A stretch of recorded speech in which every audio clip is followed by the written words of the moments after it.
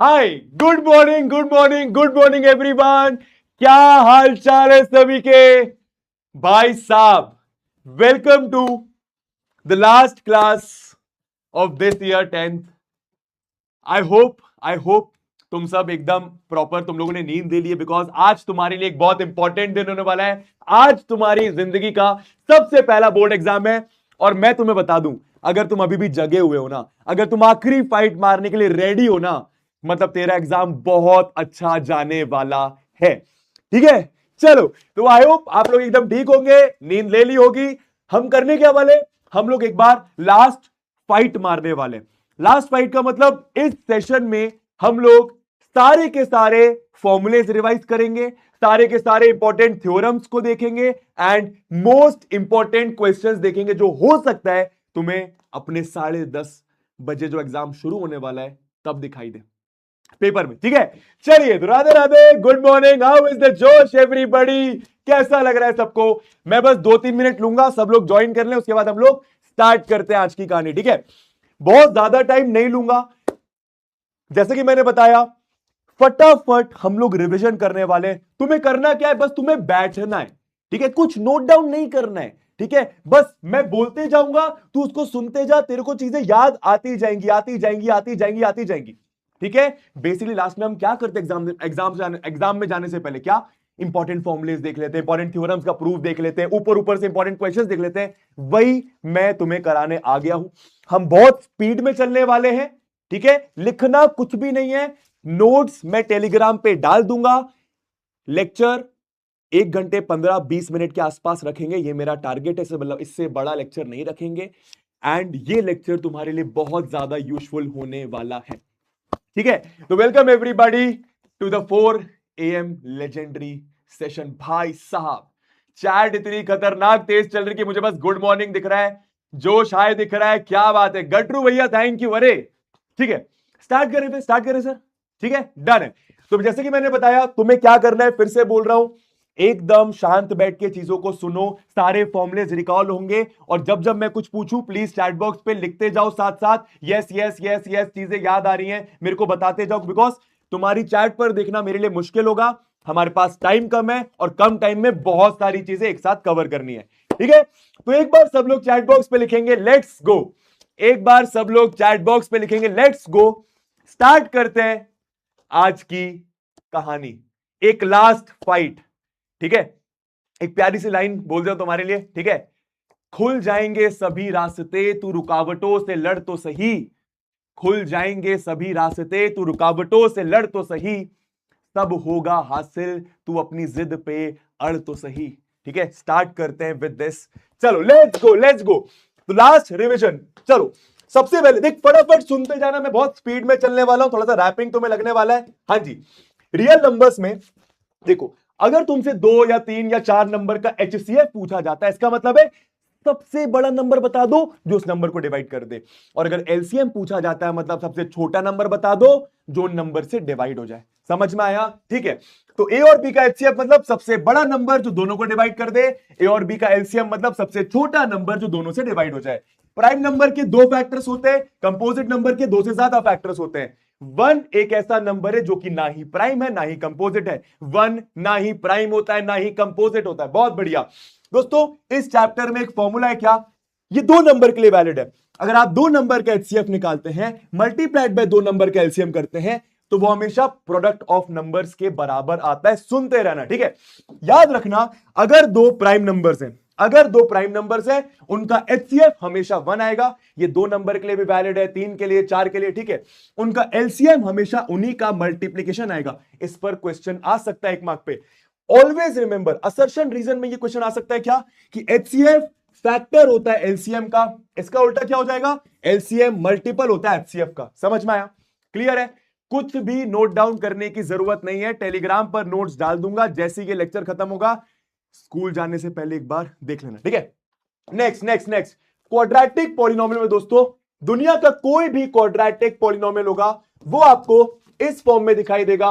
उसके maximum 2 zeros होते हैं।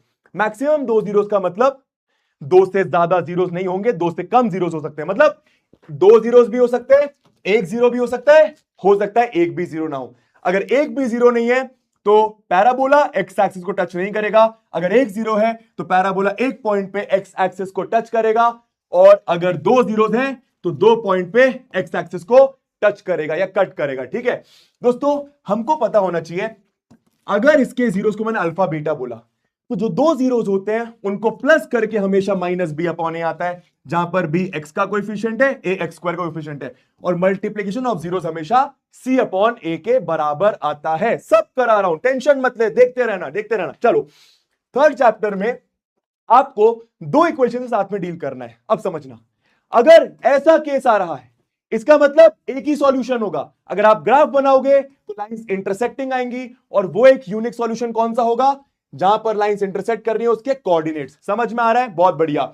अगर ऐसा केस आ रहा है, इसका मतलब इनफिनिट मेनी सॉल्यूशन होगा, और इस केस में लाइंस आपकी एक के ऊपर एक बनेगी, कोइंसिडेंट होगी। बहुत बढ़िया। अगर ऐसा केस आ रहा है, देखते जाओ, ऐसा केस आ रहा है, चीजें याद आ रही है, चीजें याद आ रही है? यस यस यस, बहुत बढ़िया, सुनते जाना बच्चा। वी हैव लेस टाइम, बहुत सारी चीजें कवर करनी है। तेरा बेस्ट रिवीजन करा के देगा मैं, बेस्ट रिवीजन करा के, तू भरोसा रखना बस। ठीक है, इस केस में नो सॉल्यूशन, मतलब एक भी सॉल्यूशन नहीं होगा, और लाइंस आपकी पैरेलल बनेंगी, याद रखना। अगर डिपेंडेंट वर्ड का यूज करा जा रहा है, मतलब इनफिनिट मेनी सॉल्यूशन है। कंसिस्टेंट का मतलब सॉल्यूशन होना, एक सॉल्यूशन हो, बहुत सारे हो, सिस्टम ऑफ इक्वेशन को, पेयर ऑफ इक्वेशन को आप कंसिस्टेंट बोलेंगे। बहुत बढ़िया। और अगर सॉल्यूशन नहीं है, मतलब इनकंसिस्टेंट वर्ड का यूज करा जाएगा। पहले सारे फॉर्मुलेस रिकॉल करवा लो, फिर हम लोग क्वेश्चंस पर लेंगे, फिर थ्योरम्स पर चलेंगे। बहुत बढ़िया दोस्तों, क्वाड्रेटिक इक्वेशन के रूट्स निकालने के लिए फैक्टराइजेशन मेथड तुमको आता है। दूसरा method quadratic formula, Shridharacharya formula क्या कहता है भाई? सबसे पहले क्वाड्रेटिक इक्वेशन का जनरल फॉर्म, डिस्क्रिमिनेंट निकालना पड़ता है, जो कि ऐसे निकलता है, और ये आपका फॉर्मूला देखते रहना। इंपॉर्टेंट चीज, जो ये डिस्क्रिमिनेंट है, ये आपको नेचर ऑफ रूट्स बताता है। नेचर ऑफ रूट्स मतलब अगर डिस्क्रिमिनेंट की वैल्यू जीरो से बड़ी यानी पॉजिटिव आ रही है, मतलब जो दो रूट्स आएंगे, एग्जैक्टली दो रूट्स होते हैं, एग्जैक्टली दो रूट्स होते हैं, हाँ जी, जो दो रूट्स आएंगे वो रियल नंबर्स होंगे और अलग अलग होंगे। अगर डी आपका जीरो के बराबर आ रहा है, मतलब जो दो रूट्स आएंगे वो रियल और इक्वल होंगे, और अगर आपका डी जीरो से छोटा यानी नेगेटिव आ रहा है, मतलब एक भी रियल रूट नहीं होगा, नो रियल रूट्स होंगे। बहुत बढ़िया। अरिथमेटिक प्रोग्रेशन में सिर्फ और सिर्फ ये तीन फॉर्मुलेज हैं, ये सम ऑफ एन टर्म्स का फॉर्मूला, ये भी सम ऑफ एन टर्म्स का formula. Sum of n terms का ये वाला फॉर्मूला तब लगाना है जब आपको एपी की लास्ट टर्म पता हो। समझ में आ रहा है? और ये आपके जनरल टर्म का फॉर्मूला है, जनरल टर्म का फॉर्मूला है। ठीक है, जल्दी से एक बार मुझे बताओ, सही चल रहा है सब कुछ? जल्दी बता, जल्दी बता। बहुत सारे बच्चे हमारे साथ जुड़ चुके हैं, एक रिस्पॉन्सिबिलिटी जैसा फील हो रहा है मेरे को, लेकिन टेंशन की बात नहीं, सब संभाल लूंगा। एंड मोमेंट, सारे फॉर्मूले, सारे थ्योरम, सारे इंपॉर्टेंट क्वेश्चंस एक बार जल्दी से बताएं मेरे को। सही चल रहा है सब कुछ? सही चल रहा है सब कुछ? देख, ऑब्वियसली धीरे तो नहीं चल सकता ना दोस्त, बहुत सारी चीजें पढ़नी है एक घंटे में, है ना? हाँ जी, हाँ जी, सही चल रहा है। Yes yes yes yes yes sir, सही चल रहा है, स्पीड सही है।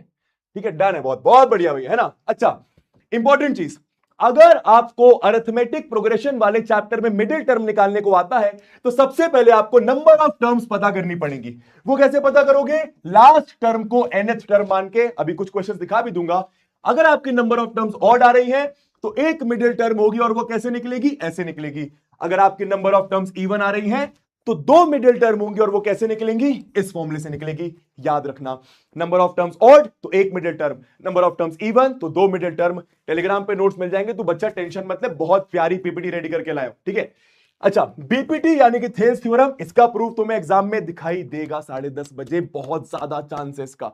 ठीक है, हाँ जी, अगर ये इसके पैरेलल है तो ये बाकी दोनों साइड को सेम रेशियो में डिवाइड करती है, यानी छोटा अपॉन छोटा, छोटा अपॉन छोटा के बराबर। देखना जरा, दो और चीजें याद रखनी है, ऊपर वाला छोटा अपॉन बड़ा, यानी एडी अपॉन ए, ऊपर वाला छोटा अपॉन बड़ा के बराबर, नीचे वाला छोटा अपॉन बड़ा, नीचे वाला छोटा अपॉन बड़ा के बराबर। मतलब अगर लाइंस पैरेलल तो साइड्स का रेशियो इक्वल, खत्म बात। इसका उल्टा कन्वर्स ऑफ बीपीटी, इसका प्रूफ नहीं पूछेंगे, क्या है?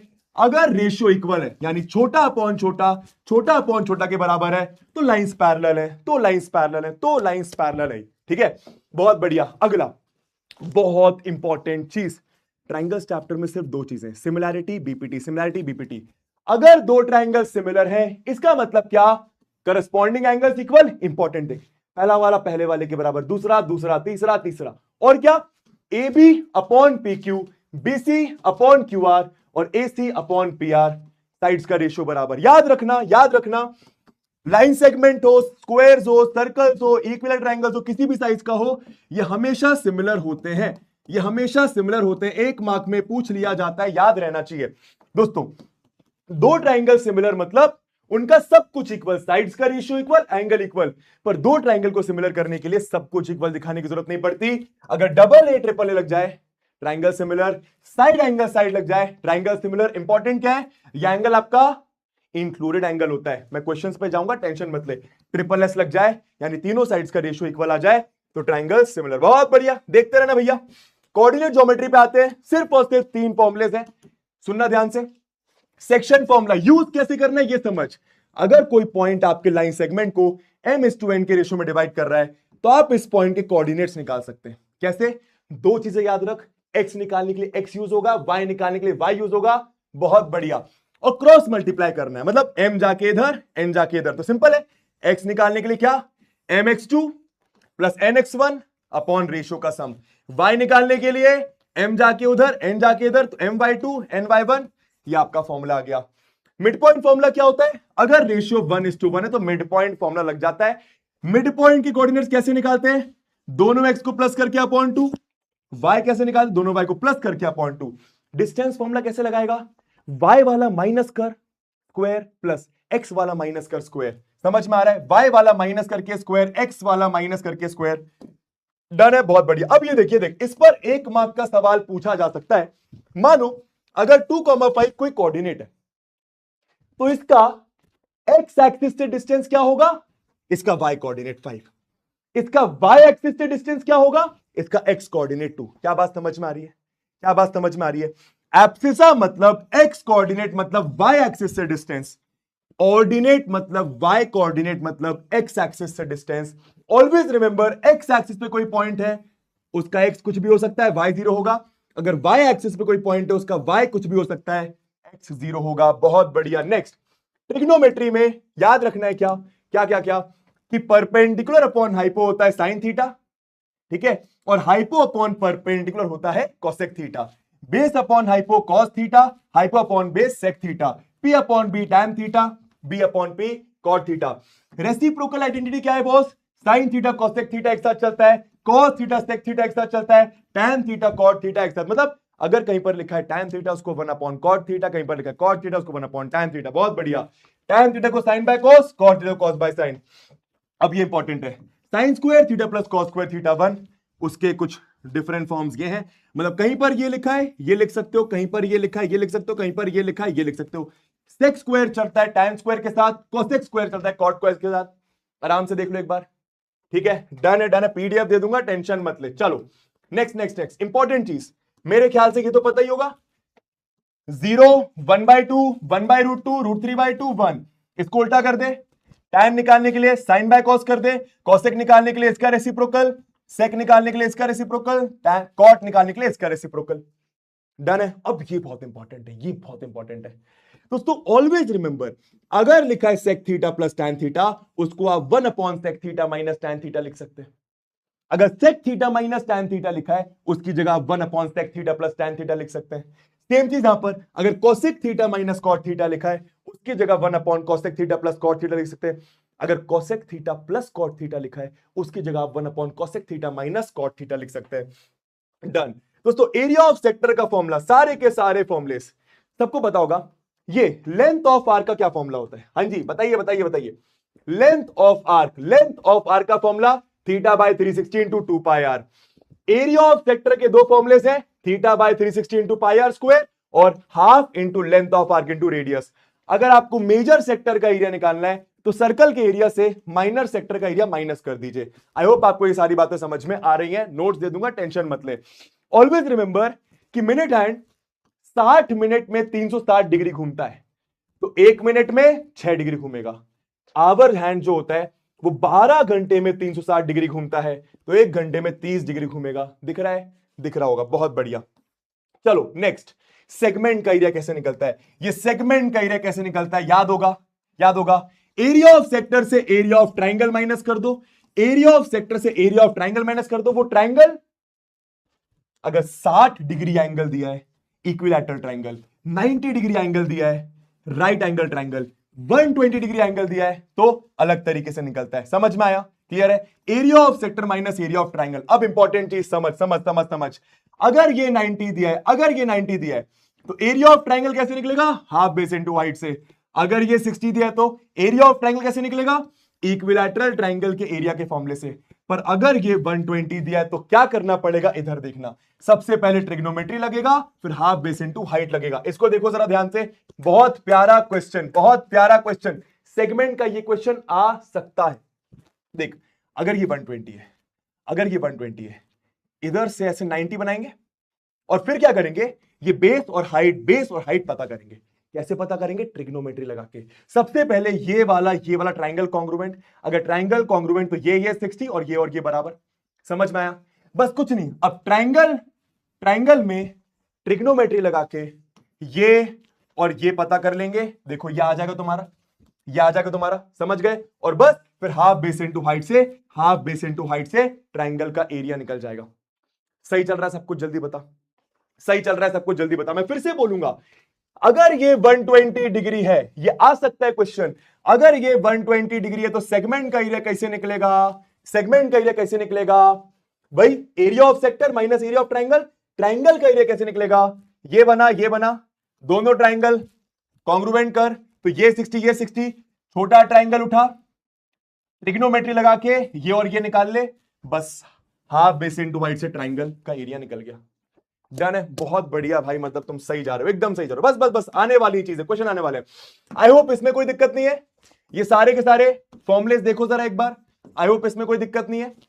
ठीक है, आगे चलूं, एक बार देख लो, 10 सेकंड दे रहा हूं, एक बार देख लो, 10 सेकंड दे रहा हूं, एक बार देख लो, एक बार देख लो। सारी चीजें याद आनी चाहिए, सारी चीजें याद आनी चाहिए। फटाफट फटाफट फटाफट फटाफट फटाफट, बहुत बढ़िया बच्चा, चलते रहना। ठीक है, हाँ जी दोस्तों, एक छोटा सा कॉन्सेप्ट याद रखना, ये काम आ सकता है, काम आ सकता है। हर एक चीज जो बता रहा हूं बेस्ट बता रहा हूं तेरे को। पैरेललोग्राम मतलब होता है, ये सर्कल्स में यूज हो जाएगा। पैरेललोग्राम में याद रखना, opposite sides parallel, opposite sides equal, opposite angles equal. अगर किसी पैरेललोग्राम को रेक्टेंगल प्रूफ करना है मतलब एक एंगल 90 दिखा दे। किसी लोलोग्राम को रोम्बस प्रूफ करना है मतलब सारे साइड्स इक्वल दिखा दे। किसी लोलोग्राम को स्क्वायर प्रूफ करना है तो एंगल 90 दिखा दे, सारे साइड्स इक्वल दिखा दे। ये काम आता है, ये काम आता है। नेक्स्ट, अगर किसी इवेंट की प्रोबेबिलिटी 0 तो वो इंपॉसिबल इवेंट, किसी इवेंट की प्रोबेबिलिटी 1 तो वो होके रहेगा श्योर इवेंट। अगर किसी इवेंट में एक ही आउटकम है, ये एक मार्क में पूछा जा सकती हैं ये सारी चीजें। किसी इवेंट में एक ही आउटकम है तो उसको मैं एलिमेंट्री इवेंट बोलता हूं। क्या बोलता हूं? Elementary event. बहुत बढ़िया। किसी भी इवेंट की प्रोबेबिलिटी, किसी भी इवेंट की प्रोबेबिलिटी का आंसर, किसी भी इवेंट की प्रोबेबिलिटी का आंसर हमेशा 1 और 0 के बीच में होगा। 1 से बड़ा और 0 से छोटा नहीं हो सकता। समझ में आया? बहुत बढ़िया। ये एक मार्क में पूछा जा सकता है क्या? अगर आप सारी एलिमेंट्री इवेंट्स की प्रोबेबिलिटी को प्लस करेंगे तो हमेशा 1 आएगा। अगर दो इवेंट की प्रोबेबिलिटी का सम 1 है तो उन दोनों को मैं कॉम्प्लीमेंट्री इवेंट्स बोलता हूं। ये एक मार्क में पूछा जा सकता है, अभी बता। ठीक है, स्कूल जाने से पहले एक बार ये फटाफट देख लेना, टेलीग्राम में नोट डाल दूंगा, टेंशन मत ले। ये बहुत इंपॉर्टेंट भाई, इससे तो हर साल क्वेश्चन आता ही आता है, इस साल भी आ सकता है। सुनेंगे फटाफट। क्या? मानो कोई ई है, कोई इवेंट होना, मानो पास होना, तो ई कॉम्प्लीमेंट क्या होगा? पास नहीं होना। अगर ई है जीतना, तो ई कॉम्प्लीमेंट क्या होगा? नहीं जीतना या हारना। हमेशा किसी इवेंट के होने प्लस उस इवेंट के नहीं होने की प्रोबेबिलिटी का सम 1 होता है। Done done done done, probability भी डन। हाँ जी बताइए, सारे फॉर्मुलेस रिकॉल हो गए। स्टैटिस्टिक्स के बच्चे वो लास्ट में करवाऊंगा क्वेश्चन करते करते। अभी तक बताओ कैसा लग रहा है? हाँ जी बोलेंगे, अभी तक कैसा लग रहा है भैया? ठीक है भाई साहब, सर ये क्या हो रहा है, दिख ही नहीं रहा है भाई साहब, क्या हो रहा है ये? बट एनीवे बच्चा, तेरी जिंदगी का पहला बोर्ड एग्जाम है। ठीक है, अभी भी तेरे पास टाइम है, बेस्ट रिवाइज करके जाना। ठीक है, तेरे को खुद से मतलब होना चाहिए। टेलीग्राम में ये नोट्स डाल दूंगा। तेरे को लग रहा है कि भाई कोई चीज याद नहीं है, फटाफट उसको एक बार देख लेना। सारे फॉर्मुलेस मैंने रिकॉल करवा दिए। अच्छा लग रहा है, मजा आ रहा है? बहुत बढ़िया, डन डन डन डन। ठीक है, हाँ जी, अभी थोड़ी देर पहले बनाई मैंने, है ना? अब देखो भैया, अब चलते हैं थोड़ा क्वेश्चंस पे। उसके बाद 2-3 थ्योरम्स जो तुम्हें आ सकती हैं। अब ये वाली थ्योरम 99% चांस है कि आएगी। बीपीटी का प्रूफ सबसे पहले देखेंगे। कुछ नहीं करना होता है बीपीटी के प्रूफ में। क्या प्रूफ करना है इधर देखेंगे। छोटा अपॉन छोटा, छोटा अपॉन छोटा के बराबर, छोटा अपॉन छोटा, छोटा अपॉन छोटा के बराबर। अब वो करना क्या है? 4 बार एरिया ऑफ ट्राइंगल लगेगा, खत्म बात। सबसे पहले ये वाले, अरे हाँ, सबसे पहले ये वाले ट्राइंगल का एरिया और ये वाले ट्राइंगल का एरिया, दोनों ट्राइंगल दिख रहे हैं, इन दोनों ट्राइंगल में एरिया ऑफ ट्राइंगल लगाइए half base into height. Important ये कि दोनों की हाइट EN होगी, दोनों की हाइट EN होगी, दोनों की हाइट EN होगी। तो आराम से देखिए, अगर आप ऊपर वाले ट्राइंगल में एरिया ऑफ ट्राइंगल का फॉर्मूला लगाएंगे तो हाफ बेस इंटू हाइट, इधर देखते जाना, हाफ बेस इंटू हाइट, इधर देखते जाना, हाँ जी हाँ जी हाँ जी हाँ जी, इधर देखते जाना। अरे क्या हो रहा है, हाँ, अरे हाँ, इधर देखना, ठीक है, इधर देखना, इधर इधर। अगर आप इस वाले ट्राइंगल में एरिया ऑफ ट्राइंगल लगाएंगे तो बेस यही होगा, हाइट ये हो जाएगी, हाइट सेम, हाइट सेम, खत्म। दोनों इक्वेशन को डिवाइड करो, ऐसा आ जाएगा, ऐसा आ जाएगा, सिंपल। उसके बाद 2 बार और लगाना है एरिया ऑफ ट्राइंगल का फॉर्मूला, फिर से ऊपर वाले ट्राइंगल में इस बार हाइट ये लोगे, बेस ये, हाइट ये, बेस ये, हाइट ये, बेस ये। ध्यान से देखो, समझ में आ रहा है, देखते रहना देखते रहना देखते रहना, रिकॉल हो रहा होगा। और इसी के साथ ये वाला ट्राइंगल ले लो, कौन सा, इसी के साथ ये वाला ट्राइंगल, और इसकी हाइट ये, हाइट ये, ठीक है, ऊपर वाले की भी हाइट DM, नीचे वाले की हाइट DM, तो ये आ गया, कुछ नहीं, दोनों इक्वेशन को डिवाइड कर दो, ऐसा आ जाएगा। अब याद रखना, याद रखना, याद रखना, इन दोनों को देखो, ऊपर ऊपर सेम दिखाई दे रहा है, जो नीचे वाले ट्राइंगल होते हैं, यानी कि जो ये वाले ट्राइंगल का तुमने एरिया लिया था और ये वाला ट्राइंगल का एरिया लिया था, इन दोनों ट्राइंगल का एरिया इक्वल होता है। क्लास 9 की थ्योरम में क्या, कि दोनों ट्राइंगल सेम बेस पर है और बिटवीन सेम पैरेलल लाइंस है। ये वाला ट्राइंगल और ये वाला ट्राइंगल सेम बेस पर, सेम पैरेलल लाइंस के बीच में, दोनों का एरिया इक्वल, मतलब लेफ्ट हैंड साइड के बराबर, तो राइट हैंड साइड के बराबर, खत्म बात, प्रूफ हो गया। याद आया कि नहीं आया, याद आया कि नहीं आया, स्टेटमेंट भी याद कर ले। If a line divides, if a line divides, if a line parallel to any side of a triangle, if a line parallel to any side of a triangle intersecting the two sides divides the two sides in the same ratio, खत्म बात। याद आया, याद आया। कोई, मैं फिर से बता रहा हूं क्योंकि बहुत सारे बच्चे देख रहे हैं, इसका प्रूफ सिमिलैरिटी से नहीं करना है, इसका प्रूफ सिमिलैरिटी से नहीं करना है, नहीं करना है, नहीं करना है, नहीं करना है, नोट कर लेंगे, ठीक है, डन। देखते रहना बच्चा, मेरे पास इतना टाइम नहीं कि मैं तेरी चैट पर थोड़ा ध्यान दूं, एक तो बहुत तेज चल रही है ऊपर से, बस आई जस्ट होप कि तेरी हेल्प हो रही हो बच्चा, है ना। अच्छा, ये theorem tangent is perpendicular to the radius 2-3 साल से नहीं आई है, इस साल आ सकती है, ध्यान देना, ठीक है। क्या प्रूव करना है कि बस ये जो रेडियस है टैंजेंट के साथ 90 बनाता है, ये जो रेडियस है टैंजेंट के साथ 90 बनाता है, ये जो रेडियस है टैंजेंट के साथ 90। अब ये मैं प्रूफ कैसे करता हूं, बस मोटा मोटा ये याद रख, मैं ये प्रूफ करता हूं कि पॉइंट O से AB का सबसे छोटा डिस्टेंस ये है। मैं क्या प्रूफ करता हूं, पॉइंट O से AB का सबसे छोटा डिस्टेंस ये है, और सबसे छोटा डिस्टेंस अगर वो है तो वो परपेंडिकुलर डिस्टेंस होगा, मतलब ये 90 आ जाएगा। अब कैसे करता हूं, ऐसे करता हूं, मानो मैंने कोई पॉइंट बाहर लिया, कोई पॉइंट इधर लिया, तो कॉमन सेंस है कि OQ OR से बड़ा होगा, कॉमन सेंस है, देखो OQ OR से बड़ा होगा, OQ OR से बड़ा होगा। अब ये जो OR है ये तो OP के बराबर है, OR तो OP के बराबर है, OR तो OP के बराबर है, तो OR की जगह OP लिखो, ऐसा आ गया, बस यही इंपॉर्टेंट है। मतलब क्या आ गया कि जो OQ है वो OP से बड़ा, OQ है वो OP से बड़ा, OQ है वो OP से बड़ा। तो कोई पॉइंट बाहर लिया, उसका सेंटर से डिस्टेंस नापा, OP से बड़ा आया। कोई पॉइंट इधर देखना, कोई पॉइंट बाहर लिया, सेंटर से डिस्टेंस लिया, OP से बड़ा आया, OP से बड़ा आया।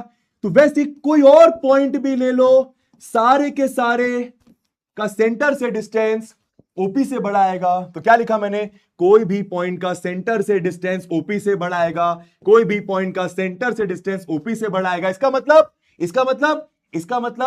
मतलब OP सबसे छोटा डिस्टेंस है O और AB के बीच में, OP सबसे छोटा डिस्टेंस है O और AB के बीच में। समझ में आया?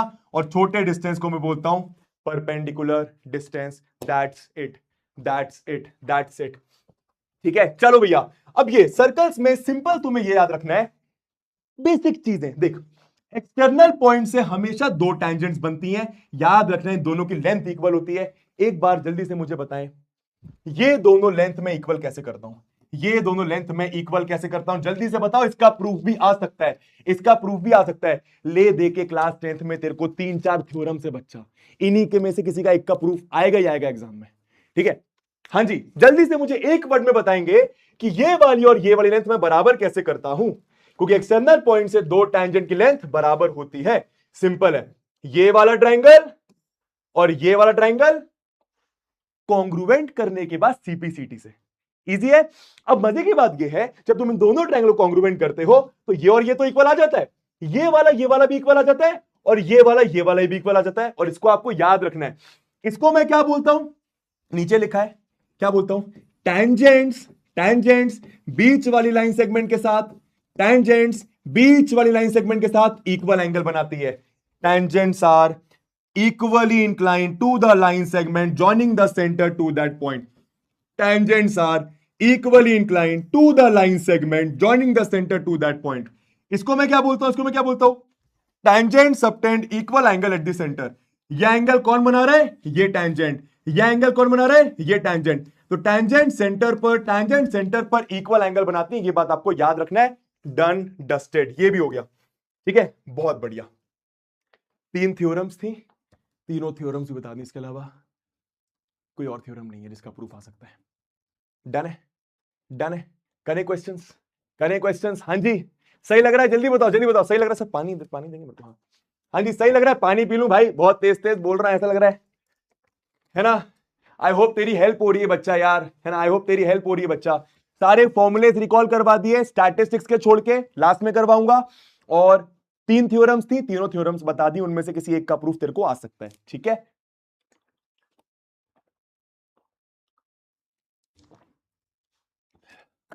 सर ये लैग कर रहा है क्या बहुत तेज से भाई साहब, ठीक है, बहुत बढ़िया। हाँ जी हाँ जी हाँ जी हाँ जी, बेसिक वाले भी देखो, बेसिक वाले भी देखो। चलो दोस्तों, अब ऐसा क्वेश्चन पिछले 3-4 साल से देखा जा रहा है, हर साल आ रहा है। मुझे लगता नहीं इस साल आएगा, बट आएगा तो 1 मार्क में आएगा, देख ले जरा, ठीक है। आपको क्या देंगे, कुछ ऐसा दे देंगे, ऐसा कोई नंबर है उसका प्राइम फैक्टराइजेशन ऐसा, कोई नंबर उसका प्राइम फैक्टराइजेशन ऐसा। एचसीएफ निकालने के लिए सिंपल क्या करना पड़ता है, क्या करना पड़ता है, कॉमन फैक्टर की छोटी पावर, y की पावर 3, y की पावर 4, y की पावर 2, छोटी पावर। एचसीएफ के लिए कॉमन फैक्टर की छोटी पावर एचसीएफ आ गया। एलसीएम के लिए कॉमन फैक्टर की बड़ी पावर, कॉमन फैक्टर की बड़ी पावर, ये एलसीएम आ गया। समझ में आया। अब तुमसे क्या बोला था, क्या एचसीएफ इंटू एलसीएम, क्या एचसीएफ इंटू एलसीएम तीनों नंबर के मल्टीप्लीकेशन के बराबर है, तो वो नहीं है, चेक कर लिया। ये तो बेसिक सी चीज है, लास्ट ईयर भी पूछा गया था। चलो भैया आगे चले, देखते रहना, बस देखते रहना। दोस्तों ये प्यारा क्वेश्चन है, आपसे बोलते हैं सबसे बड़ा नंबर बताओ जो इसको पूरा डिवाइड नहीं करे, जब डिवाइड करने जाए तो ये और ये रिमाइंडर छोड़े। बहुत प्यारा क्वेश्चन है। तो करना क्या समझना, सबसे बड़ा नंबर बताओ जो इसको पूरा डिवाइड नहीं करे। अगर पूरा डिवाइड करना बोलते तो मैं डायरेक्ट एचसीएफ निकाल देता, पर पूरा डिवाइड करने का नहीं बोला। सबसे बड़ा नंबर बताना है जो इसको डिवाइड करे तो 1 रिमाइंडर दे, इसको डिवाइड करे तो 2 रिमाइंडर दे, इसको डिवाइड करे तो 3 रिमाइंडर दे। करना क्या है, जो भी रिमाइंडर है अपने नंबर से माइनस कर दे, जो भी रिमाइंडर अपने नंबर से माइनस कर दे, जो भी रिमाइंडर अपने नंबर से माइनस कर दे। ठीक है दोस्तों, ये 6 है ना, कुछ मिस प्रिंटिंग तो नहीं है यहाँ पे, कुछ मिस प्रिंटिंग लग रही है, बट एनीवे इसको आप 9375 माना, शायद ये 6 होगा। एनीवे हाँ, तो इंपॉर्टेंट तुम कॉन्सेप्ट समझो, कॉन्सेप्ट समझो, कॉन्सेप्ट समझो, कॉन्सेप्ट समझो, ठीक है। देखना जरा, अब क्या करना है, तीनों का एचसीएफ निकाल दो, जो कि तुम्हें निकालना आता है। Prime factorisation, prime factorisation, prime factorisation, समझ में आया। कॉमन फैक्टर की छोटी पावर। एक इंपॉर्टेंट चीज यहां पर याद रखना, जब तू एचसीएफ एलसीएम निकाल रहा है, मान अगर इधर 3 है, ऊपर 3 नहीं है, नीचे 3 नहीं है, तो 3 की पावर 0 पहले लगा ले। इधर 2 है, इधर और इधर 2 नहीं है, तो 2 की पावर 0 लगा ले, उसके बाद एचसीएफ निकाल या फिर एलसीएम निकाल। समझ में आ रहा है, ठीक है, ठीक है। रिमाइंडर बस माइनस कर देना। नेक्स्ट ये सवाल मेरे को लगता नहीं आएगा, बट इस साल स्टैंडर्ड के सैंपल पेपर में था, हो सकता है आ जाए, याद कर ले अगर अभी तक तूने इस सवाल को नहीं देखा है तो।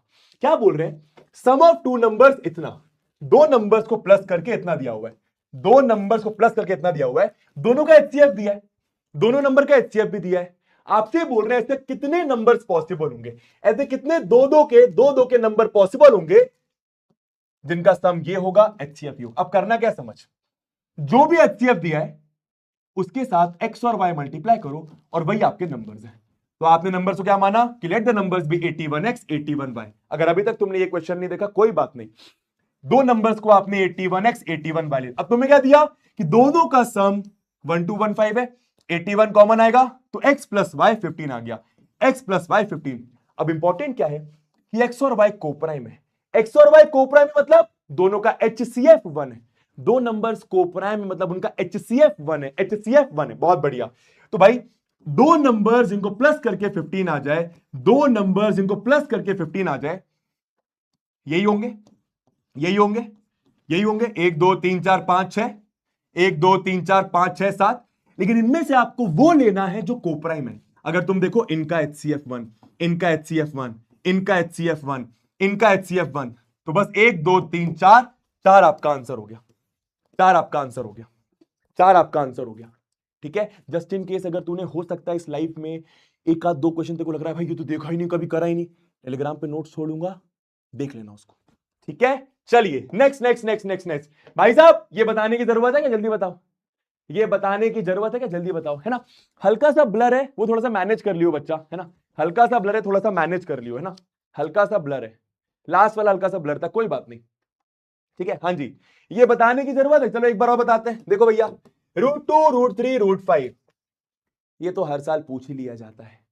ठीक है, इस साल नहीं पूछा तो बड़ी बात हो जाएगी, नहीं पूछा। हाँ जी, करना क्या है, देख √2 पूछे √3 √5 √7 कुछ भी पूछे, क्या करना है, सबसे पहले उसको आप रैशनल मानो। रैशनल है तो P अपॉन Q फॉर्म में लिख सकते हैं, मतलब P और Q कोप्राइम है। इंपॉर्टेंट है क्या, P और Q कोप्राइम है, P और Q कोप्राइम है। सर सही दिख रहा है ना ये लाइफ पे, ठीक है। अच्छा बताने की जरूरत नहीं है, एक बार फिर भी देख लो, फिर भी देख लो, ये P अपॉन Q फॉर्म में लिख सकते हैं और P और Q कोप्राइम, इसको छोड़ देना, ब्लर दिख रहा है इसका कोई मतलब नहीं है। P और Q कोप्राइम है मतलब P और Q का 1 के अलावा कोई और फैक्टर नहीं होगा, P और Q का 1 के अलावा कोई और फैक्टर नहीं होगा। अब देख अगर आप दोनों साइड स्क्वेयरिंग करते हो तो ऐसा आएगा, इसको ऊपर लेकर का ऐसा आया, इस चीज का मतलब है कि 2 डिवाइड्स पी स्क्वायर, और अगर एक प्राइम नंबर किसी इंटीजर के स्क्वायर को डिवाइड कर रहा है तो 2 डिवाइड्स पी, इसको ब्रैकेट में डाल लो। अगर 2p को डिवाइड कर रहा है तो 2 में कुछ मल्टीप्लाई करके p आ रहा होगा, 2 में कुछ मल्टीप्लाई करके p, ये p की वैल्यू, इस p की वैल्यू को वापस इधर डाल दिया, तो p की जगह 2c, p की जगह 2c, जो यहां पे छोड़ा था वहां पर p की वैल्यू वापस डाली, सिंप्लीफाई करा, 2 नीचे गया, ऐसा आ गया। इसका मतलब क्या, 2 में कुछ मल्टीप्लाई करके q स्क्वायर आ रहा है तो 2 डिवाइड्स q स्क्वायर, इसका मतलब 2 डिवाइड्स q। समझ में आया, इसका मतलब क्या कि 2, अगर आप ये सेकंड वाली इक्वेशन को देखो और फर्स्ट वाली इक्वेशन को देखो तो क्या मतलब है कि 2p को भी डिवाइड कर रहा है, 2q को भी डिवाइड कर रहा है, 2p को भी डिवाइड कर रहा है, 2q को भी डिवाइड कर रहा है, मतलब 2 एक कॉमन फैक्टर है p और q का, 2 एक कॉमन फैक्टर है p और q का। पर यार मैंने तो ये माना था ना कि p और q को डिवाइड करने वाला 1 के अलावा कोई और नंबर होगा ही नहीं। कोप्राइम का मतलब यही तो होता है कि p और q को डिवाइड करने वाला 1 के अलावा कोई और नंबर नहीं होगा, p और q का कॉमन फैक्टर 1 के अलावा कोई और नहीं होगा। पर सॉल्व करके समझ में आया कि ससुरा 2 भी कॉमन फैक्टर है p और q का, इसका मतलब जो तुमने माना था वो गलत है, this makes our assumption wrong, इसका मतलब √2 इरैशनल है, खत्म बात, डन डस्टेड। नेक्स्ट, ये वाला आएगा तो 2 मार्क में आएगा, 2 मार्क में अगर आएगा तो, है ना, मुश्किल है बट अगर आएगा तो 2 मार्क में आएगा। हमेशा याद रखना अगर ऐसा कुछ दिया है, मतलब इरैशनल नंबर जो √3 है, ये √3 लिखा है इधर दिख रहा होगा, इरैशनल नंबर जो इसको अलग कर दो बस, तो पूरे नंबर को रैशनल माना, मतलब p अपॉन q फॉर्म में लिख सकते हो, p और q इंटीजर से। अब सुनना, इस √3 को अलग करना है तो सबसे पहले 5 ऊपर जाएगा, फिर 2 उधर जाएगा, एलसीएम लिया तो ऐसा आ गया। इस स्टेप का क्या मतलब है कि इस साइड रैशनल नंबर है और इस साइड इरैशनल नंबर है। अबे चपड़ गंजू, रैशनल इरैशनल बराबर कैसे आ गया, पक्के से मैंने कुछ गलत करा होगा, मेरा ये मानना ही गलत था कि ये रैशनल है, देयरफॉर 2 + √3/5 इरैशनल है। ऑलवेज रिमेंबर, इसको अलग कर देना, इसको अलग कर देना, जो भी इरैशनल है उसको अलग कर देना।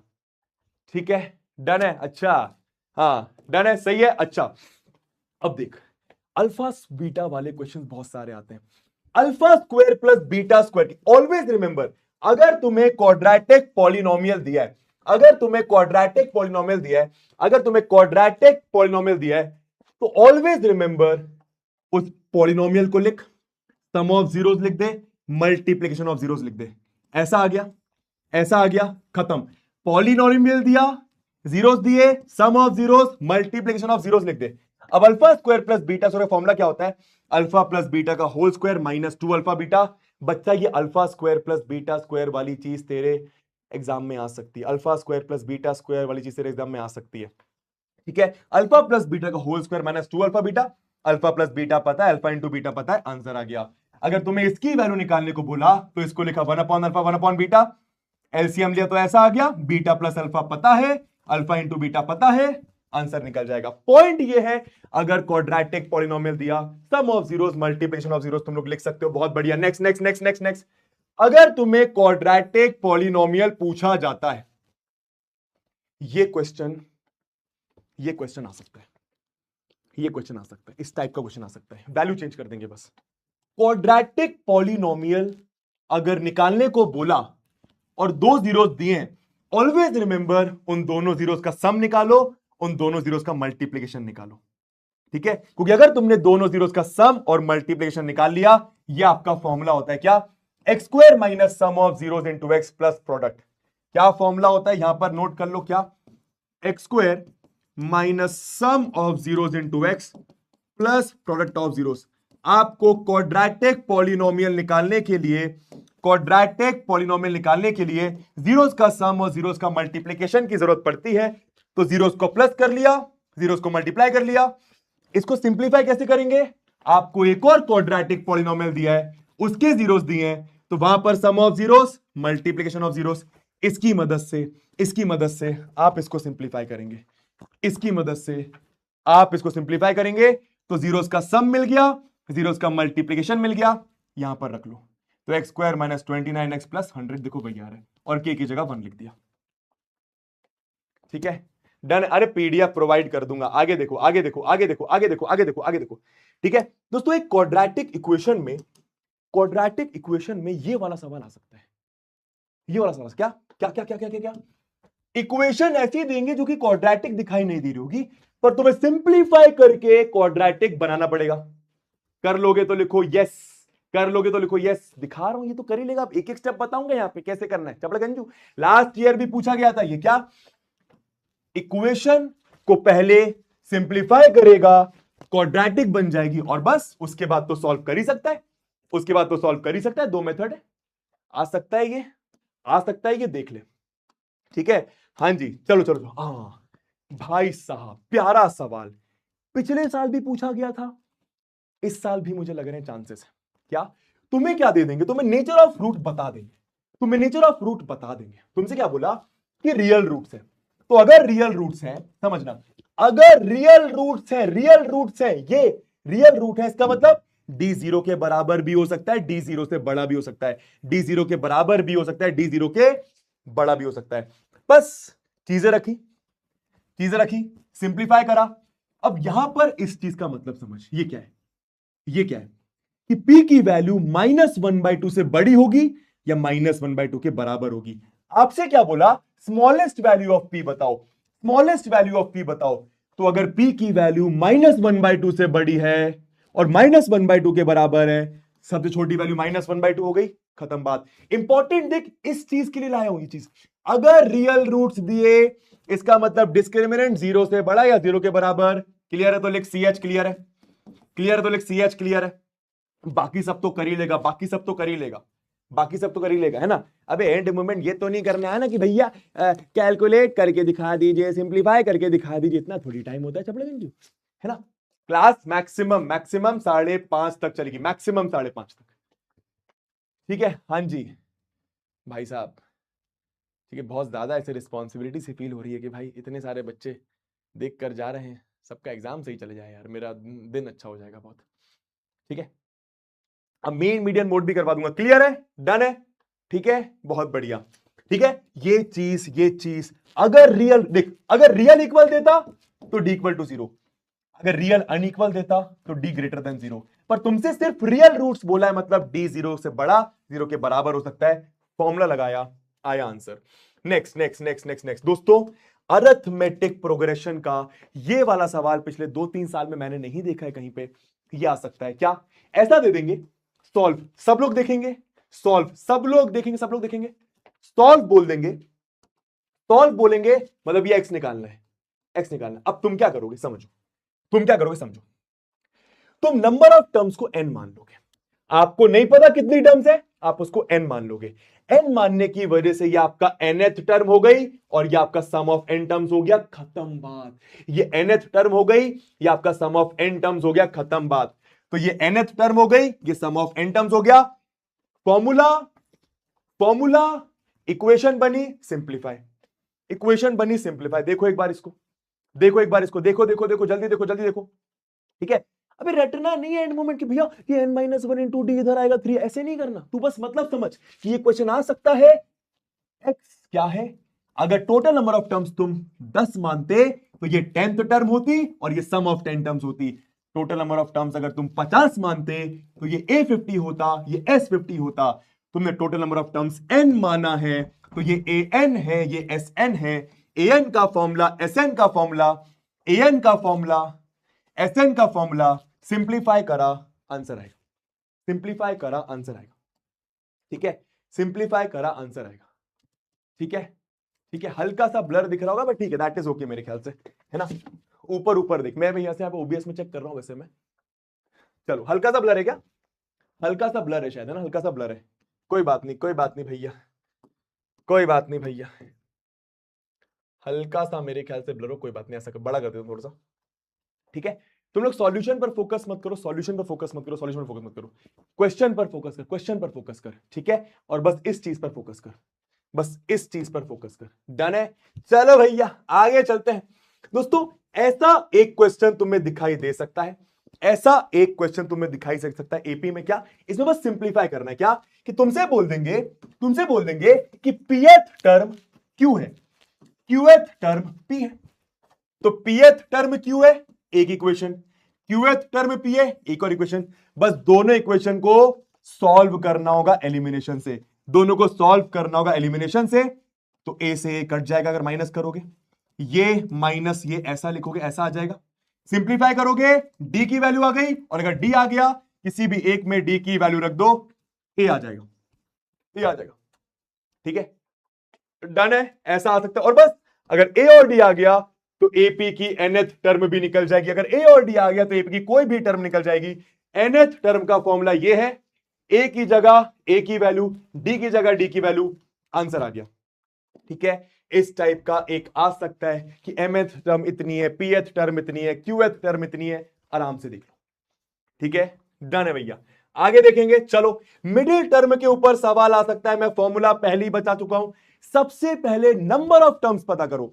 नंबर ऑफ टर्म्स एपी में कैसे पता करते हैं, आना चाहिए लास्ट टर्म को nth टर्म मान के, लास्ट टर्म को nth टर्म मान के। समझ में आ रहा है, समझ में आ रहा है। हल्का सा ब्लर है पर तू समझ जाना।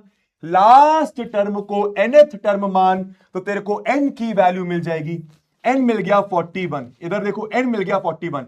और अगर ऑड नंबर ऑफ टर्म्स है कितनी मिडिल टर्म होंगी, अगर ऑड नंबर ऑफ टर्म्स है कितनी मिडिल टर्म होंगी, एक मिडिल टर्म। और वो कैसे निकलेगी, ये आपका फॉर्मूला है n+1/2।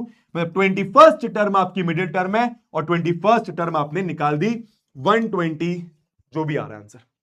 समझ गए। नंबर ऑफ टर्म्स पता करने के लास्ट टर्म को nth टर्म मानिए, n निकल गया। n अगर ऑड है तो एक मिडिल टर्म, n अगर इवन है तो दो मिडिल टर्म, खत्म बात, ठीक है। और कितनी स्पीड इंक्रीज कर लूं, ठीक है। आगे देखिए, आगे दोस्तों ये double explain the double answer वाला क्वेश्चन एक इंपॉर्टेंट क्वेश्चन है। एक्सप्लेन द डबल आंसर, ठीक है। जितने क्वेश्चन कर रहा हूं absolutely the most important question है भाई। डबल आंसर मतलब हाउ मेनी टर्म्स, कितनी टर्म्स को लूं, कितने टर्म्स को लूं कि -55 आ जाए, कितने टर्म्स को लूं -55 आ जाए। तो मैंने माना सम ऑफ n टर्म्स -55 आ जाए। सिंप्लीफाई करना जानते हो, ऐसा आएगा। एक्सप्लेन द डबल आंसर का मतलब यह है कि जो लास्ट में दो आंसर आ रहे हैं, ये कैसे पॉसिबल है, दोनों आंसर कैसे पॉसिबल है भाई, कि 5 टर्म्स को प्लस करके भी ये आएगा, 11 टर्म्स को प्लस करके भी ये आएगा।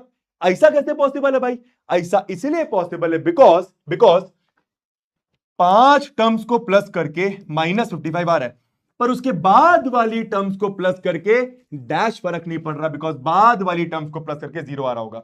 सम of terms from 6 to 11, sum of terms from 6 to 11 आपकी जीरो है, समझ गए? देखो ना, पहली 5 टर्म्स को प्लस करके अगर ये आ गया तो 6वीं 7वीं 8वीं 9वीं 10वीं 11वीं उन सारी टर्म्स को प्लस करके जीरो आ रहा होगा। इसीलिए दोनों आंसर पॉसिबल है। बहुत बढ़िया। नेक्स्ट इंपॉर्टेंट चीज, ट्राइंगल की एक ये वाली चीज याद रख। इस पर 1 मार्क में भी पोस्ट क्वेश्चन पूछा जाता है, पिछले साल 2-3 मार्क में मेरे ख्याल से आ गया था। याद रखना, ये जो कॉन्सेप्ट बता रहा हूं ये क्या, ये सिमिलर ट्राइंगल से वैलिड है। अगर दो ट्राइंगल सिमिलर है तो उनके साइड्स का रेशियो तो इक्वल होता ही है। उनके जो साइड्स का रेशियो होता है वो मीडियन के रेशियो के बराबर होता है, पेरीमीटर ऑफ ट्राइंगल के रेशियो के बराबर होता है। पर ट्राइंगल सिमिलर होना जरूरी है, अब समझना, ये एडी बाई पीएम क्या है? एडी और पीएम मीडियंस हो सकते हैं, ये ऑल्टीट्यूड्स भी हो सकते हैं, और ये एंगल बाइसेक्टर, मतलब ये एंगल को 2 इक्वल पार्ट में डिवाइड करने वाले भी हो सकते हैं। पर फिर से बता रहा हूं, अगर ट्राइंगल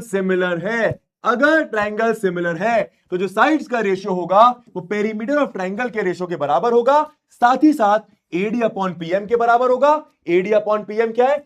एडी और पीएम मीडियन भी हो सकता है, एडी और पीएम ऑल्टीट्यूड भी हो सकता है, एडी और पीएम एंगल बाइसेक्टर भी हो सकता है। बहुत इंपॉर्टेंट कॉन्सेप्ट। हाँ जी दोस्तों, इक्विडिस्टेंट वाला देखो भैया, इक्विडिस्टेंट वाला, ये इक्विडिस्टेंट इधर देख, इक्विडिस्टेंट का मतलब क्या होता है? अगर पॉइंट ए और बी से इक्वल दूरी पर है, मतलब यार पी ए पी भी बराबर है। दोनों साइड स्क्वायरिंग करी ताकि अंडर रूट ना लगाना पड़े। याद कर, बहुत बढ़िया, बस लगा दिया डिस्टेंस फॉर्मूला, आ गया आंसर।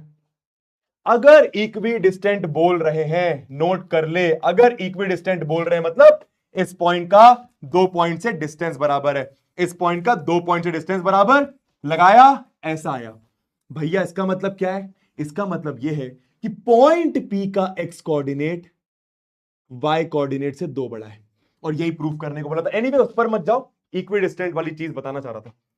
नेक्स्ट ट्रिग्नोमेट्री का ये वाला सवाल देख लो जरा, ट्रिग्नोमेट्री का ये वाला सवाल फटाफट। क्या करना है? ऊपर से साइन कॉमन, नीचे से कॉस कॉमन, अंदर साइन स्क्वायर को 1 माइनस कॉस स्क्वायर में चेंज करा, ये पूरा कट गया tan थीटा। फिर से एक बार, ऊपर से साइन कॉमन, नीचे से cos common, sine by cos automatically tan आ गया। अंदर वाली चीज कट जाएंगी कैसे? साइन स्क्वायर को 1 माइनस कॉस स्क्वायर में चेंज करा, या फिर कॉस स्क्वायर को 1 माइनस साइन स्क्वायर में भी चेंज कर सकते थे, तो ये अंदर वाला पूरा कट जाएगा, बाहर tan थीटा, आपका आंसर। नेक्स्ट दोस्तों, ये वाला सवाल द मोस्ट इंपॉर्टेंट क्वेश्चन है ट्रिग्नोमेट्री का, मैं पीडीएफ छोड़ जाऊंगा, बस तू देखते रहे, तेरे को चीजें रिकॉल होनी चाहिए, याद आनी चाहिए कैसे करना है। साइन कॉस में चेंज कर, बेसिक, कुछ नहीं समझ में आए ट्रिग्नोमेट्री में, साइन कॉस में चेंज कर, साइन कॉस में खेल कर देख, आंसर आ सकता है। ठीक है, तो tan को लिखा देख साइन अपॉन कॉस, कॉट को लिखा कॉस अपॉन साइन, इसको पूरा बता रहा हूं, कॉट को लिखा कॉस अपॉन साइन, tan को लिखा साइन अपॉन कॉस। नीचे एलसीएम लेगा तो sine minus cos upon sine, नीचे एलसीएम तो cos minus sine upon cos, नीचे वाले साइन को ऊपर भेज, नीचे वाले कॉस को ऊपर भेज, ऐसा आ गया।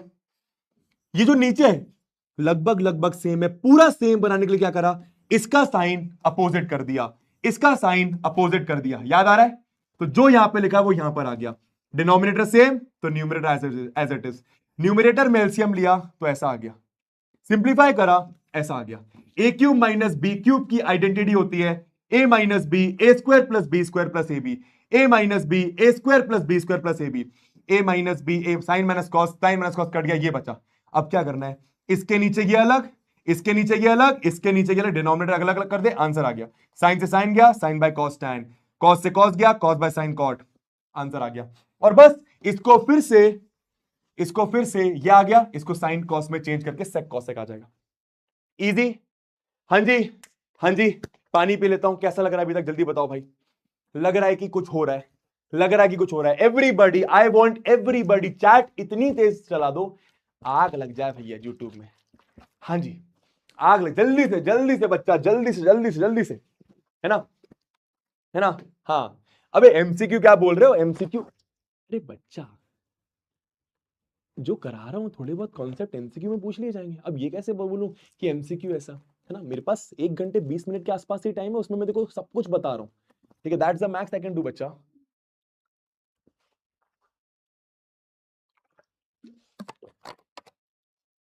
बेस्ट बेस्ट, सही लग रहा है? अच्छा, सही में मजा आ रहा है क्या? मेरे को पता नहीं चल रहा है। पता जब मैं ये पीपीटी बना रहा था ना, टाइम नहीं है, टाइम नहीं वेस्ट करते हैं तुम्हारे लिए, तुम्हारा पेपर बहुत इंपॉर्टेंट है, मैं तुम्हारा ज्यादा टाइम नहीं लेना चाहता।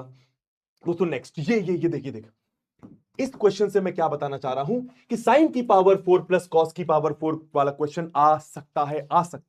करना क्या होता है, साइन की पावर 4 प्लस कॉस की पावर 4 को साइन स्क्वायर का स्क्वायर कॉस स्क्वायर का स्क्वायर, ए स्क्वायर प्लस बी स्क्वायर होता है ए प्लस बी का होल स्क्वायर माइनस 2ab, ए प्लस बी का होल स्क्वायर माइनस 2ab। समझ में आया? तो ऐसा आ गया।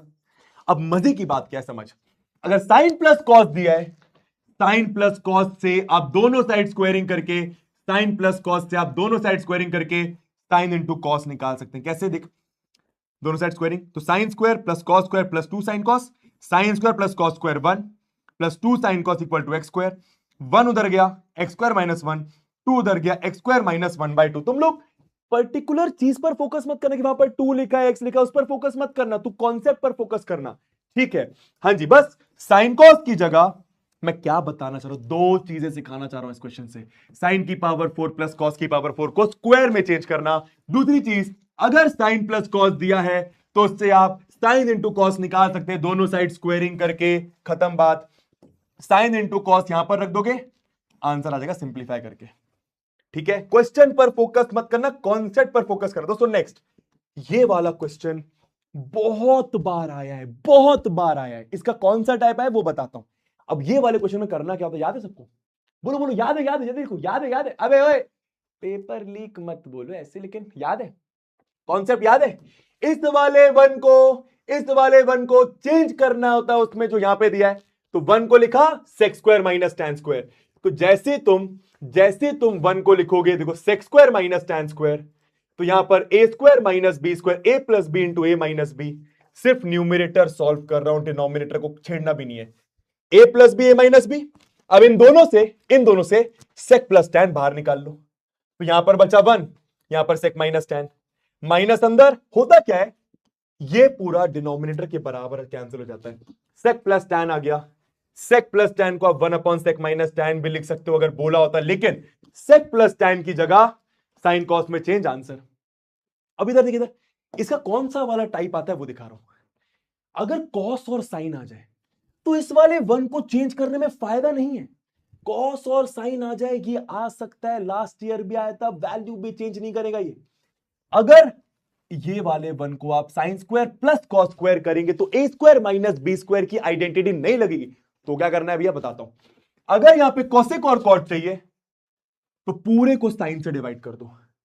अगर यहां पे सेक और टैन चाहिए होता तो पूरे को कॉस से डिवाइड करते। मतलब क्या, अगर आप अगर तुम ऊपर वाले को ध्यान, ऊपर वाले को साइन से डिवाइड करोगे तो cos by sine cot, sine by sine 1, 1 by sine cosec, इसको साइन से divide cos by sine cot, sine by sine 1, 1 by sine cosec.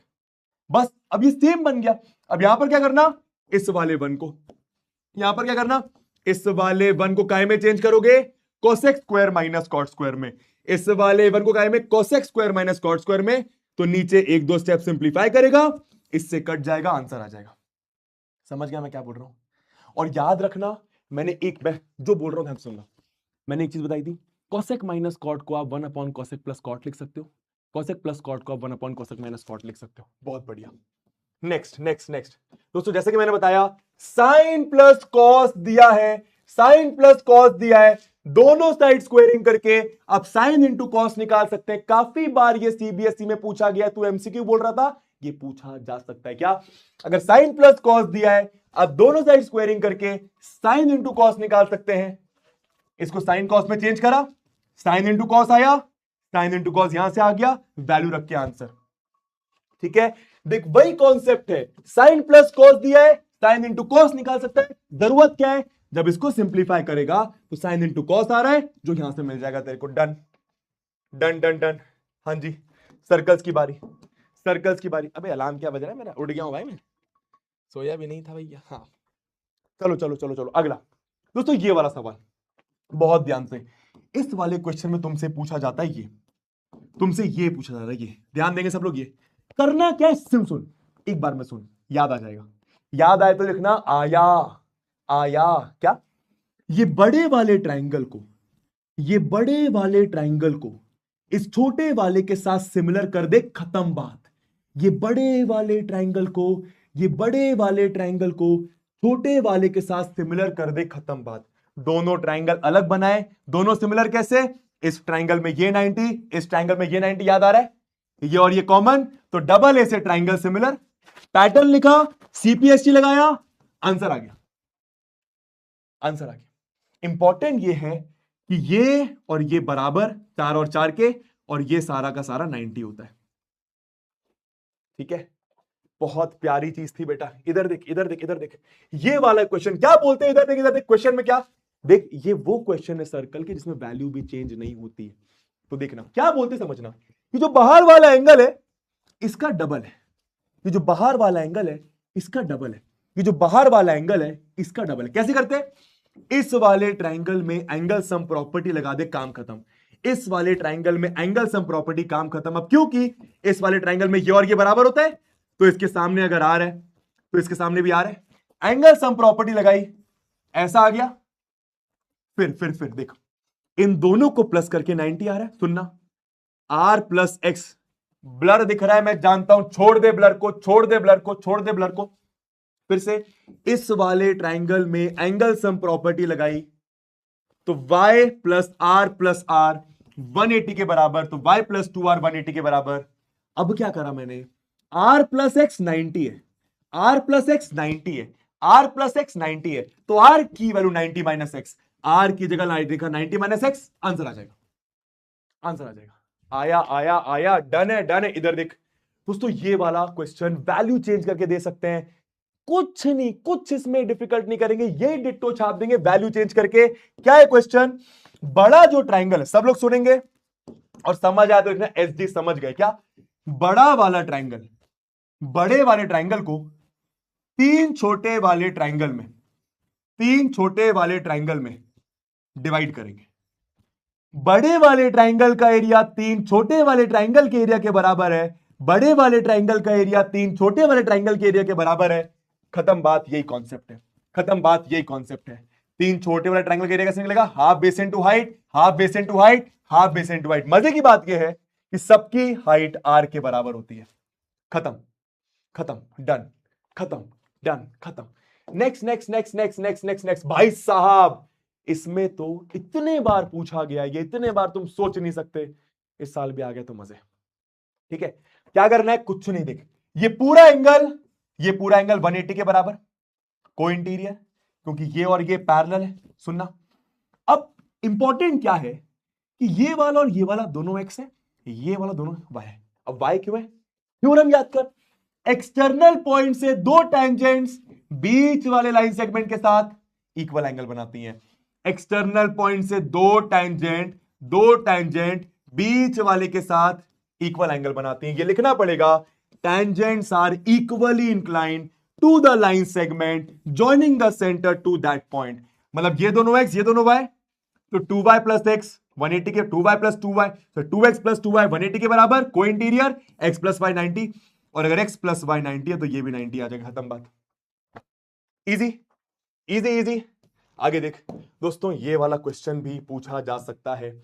इधर देखना, करना क्या है, इधर देखना, आपको ये पैरेलेलोग्राम दिया है, ये पैरेलेलोग्राम दिया है, आपको बोला है इसको रोम्बस प्रूफ करो। याद करो मैंने कॉन्सेप्ट बताया था, अगर किसी पैरेलेलोग्राम को रोम्बस प्रूफ करना है तो सारी साइड्स बराबर दिखानी है, सारी साइड्स बराबर दिखानी है। सबसे पहली चीज क्या होती है, ds बराबर dr, cr बराबर cq, bq बराबर bp, as बराबर ap। लिखा, चारों इक्वेशन को प्लस करोगे तो ab plus cd AD plus BC के बराबर, मतलब अपोजिट साइड का सम बराबर, अपोजिट साइड का सम बराबर, अपोजिट साइड का सम बराबर। अब मजे की बात यह है, क्योंकि अपोजिट साइड्स बराबर है, ये पैरेललोग्राम है, तो आप अपोजिट साइड्स बराबर लिखी। अब क्या, अब क्या, अब क्या, अब क्या, ए बी की जगह C D, A B C D बराबर है, ए बी सी डी बराबर है, तो C D plus C D, A D B C बराबर, अरे ये दोनों बराबर है, ये दोनों बराबर है, तो बीसी प्लस बीसी, तो सी डी बराबर बीसी। अब मजे की बात यह है कि अगर सी डी बराबर बीसी है, मतलब अगर ये 5 तो ये 5, अपोजिट साइड भी बराबर, तो ये 5 ये 5, मतलब जैसी तुमने बगल वाली साइड इक्वल कर ली, अपोजिट साइड इक्वल है, बगल वाली साइड इक्वल कर ली, अपोजिट साइड इक्वल है, तो सारी साइड्स बराबर है, रोम्बस हो गया, सारी साइड्स बराबर है, रोम्बस हो गया। सर यार लेजेंडरी यार, भाई साहब सही लग रहा है तुम्हें क्या? बहुत कुछ ताबड़तोड़ कर दिया क्या मैंने? हाँ जी देखेंगे, हाँ जी देखेंगे, जल्दी जल्दी जल्दी जल्दी जल्दी जल्दी जल्दी जल्दी जल्दी। भाई साहब ये वाला सवाल वैल्यू चेंज करके पूछा जाता है, समझ सवाल क्या है? 2 पॉइंट्स है, दोनों सॉरी फिर से 2 पॉइंट्स है, एक आदमी इधर एक आदमी इधर, दोनों के बीच में 16 किलोमीटर का डिस्टेंस, ठीक है ठीक है। दोनों अगर एक दूसरे की तरफ आएंगे किसी पॉइंट पर मिलेंगे, ठीक है, दोनों की स्पीड दी है, दोनों 2 घंटे के बाद मिल रहे हैं, तो दोनों का टाइम 2 घंटा, डिस्टेंस कितना एसी और ये बीसी, एसी बीसी लगाया भाई साहब, डिस्टेंस बराबर स्पीड इंटू टाइम, ठीक है। इधर देख डिस्टेंस बराबर स्पीड इंटू टाइम, अब क्या 16 का यूज नहीं करा, तो AC plus C B A B के बराबर, इक्वेशन आ गई एक। दूसरा क्या केस है कि दोनों अगर सेम डायरेक्शन में जाते हैं, दोनों अगर सेम डायरेक्शन में जाते हैं तो कहीं पॉइंट डी पर मिलते हैं, स्पीड टाइम डिस्टेंस देखो, दोनों मिल रहे हैं 8 घंटे के बाद, तो दोनों का टाइम 8 घंटा, दोनों की स्पीड पहले से दी है, इसका डिस्टेंस एडी, इसका डिस्टेंस बीडी, लगाया डिस्टेंस बराबर स्पीड इंटू टाइम, डिस्टेंस बराबर स्पीड इंटू टाइम, बस A B plus B D AD के बराबर, इक्वेशन आगे, दोनों को सॉल्व कर दोगे आंसर आ जाएगा किलोमीटर पर आवर में, ठीक है, बहुत बढ़िया। नेक्स्ट दोस्तों, ऑलवेज रिमेंबर क्या कि इनकम माइनस एक्सपेंडिचर सेविंग के बराबर होता है। याद आया भाई, तुमने 1 लाख रुपए कमाए, 40,000 खर्च कर दिए, तो इनकम 1 लाख की हुई, 40,000 एक्सपेंडिचर हो गया, सेविंग कितनी हुई 60,000 की। तो याद रखना income minus expenditure equal to saving होता है। 2 लोगों की इनकम का रेशियो दिया है तो 3x 4x ले लिया, दोनों की खर्चे का रेशियो दिया है तो 5/7 लिया। इनकम माइनस एक्सपेंडिचर, दोनों की saving 15,000, income minus expenditure saving, दोनों इक्वेशन सॉल्व करके आंसर। नेक्स्ट भाई साहब लेजेंडरी क्वेश्चन, जैसे तुम लोग लेजेंडरी हो भाई, ठीक है, लेजेंडरी क्वेश्चन, बस ऑलमोस्ट खत्म पे आ गए। लेजेंडरी सवाल क्या? ये वाला करना क्या होता है समझ, देख आपको सिंपल ये बोलते हैं कि एक नॉर्मल स्पीड है, एक बढ़ी हुई या घटी हुई स्पीड है, एक नॉर्मल स्पीड है, एक बढ़ी हुई या घटी हुई स्पीड है। तो पहले स्पीड x थी एयरक्राफ्ट की, अब स्पीड कम हो गई, डिस्टेंस दोनों केस में सेम है। मुझे ये बताओ कॉमन सेंस से, अगर स्पीड कम है तो कहीं पहुंचने में टाइम ज्यादा लगेगा, अगर स्पीड कम तो टाइम ज्यादा, यस और नो, यस और नो, यस और नो। अगर स्पीड कम है तो टाइम ज्यादा लगेगा, तो अगर स्पीड कम है तो पहले जितना टाइम लग रहा था उसमें कुछ ज्यादा लगेगा, कुछ टी प्लस। अगर पहले 5 घंटा तो फिर 5 में 5 घंटा 30 मिनट लग रहा था एयरक्राफ्ट को, ऐसा बोल रहे हैं। पॉइंट ये है स्पीड डिस्टेंस टाइम, फॉर्मूला कौन सा? टाइम बराबर डिस्टेंस अपॉन स्पीड, मैं फिर से बोल रहा हूं, अगर वैल्यूज नहीं दिख रही है छोड़ दे, टाइम बराबर डिस्टेंस अपॉन स्पीड, डन है। अब क्या करना है समझ, इस टी की वैल्यू को, ये टी की वैल्यू 2800/x इधर रख दे, बन गई इक्वेशन, सॉल्व कर देना। एक प्रो टिप, अगर मिडिल टर्म स्प्लिट से नहीं हो रहा है, क्वाड्रेटिक फॉर्मूले से करना, टाइम वेस्ट मत करना। नेक्स्ट दोस्तों, सरफेस एरिया तो बहुत आसान होता है, समझ कहां टच कर सकते हो, सोच के देखो। अगर यहां टच कर पाओगे कर्व्ड सरफेस में,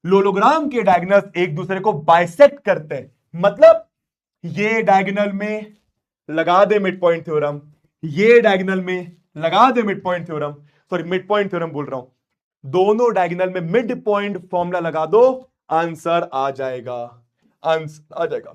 कोऑर्डिनेट ज्योमेट्री में लोलोग्राम वाला क्वेश्चन बोला, मिड पॉइंट फॉर्मूला लगा देना, खत्म बात। डायगोनल्स में नेक्स्ट दोस्तों ये वाला क्वेश्चन आ सकता है कि कोई लाइन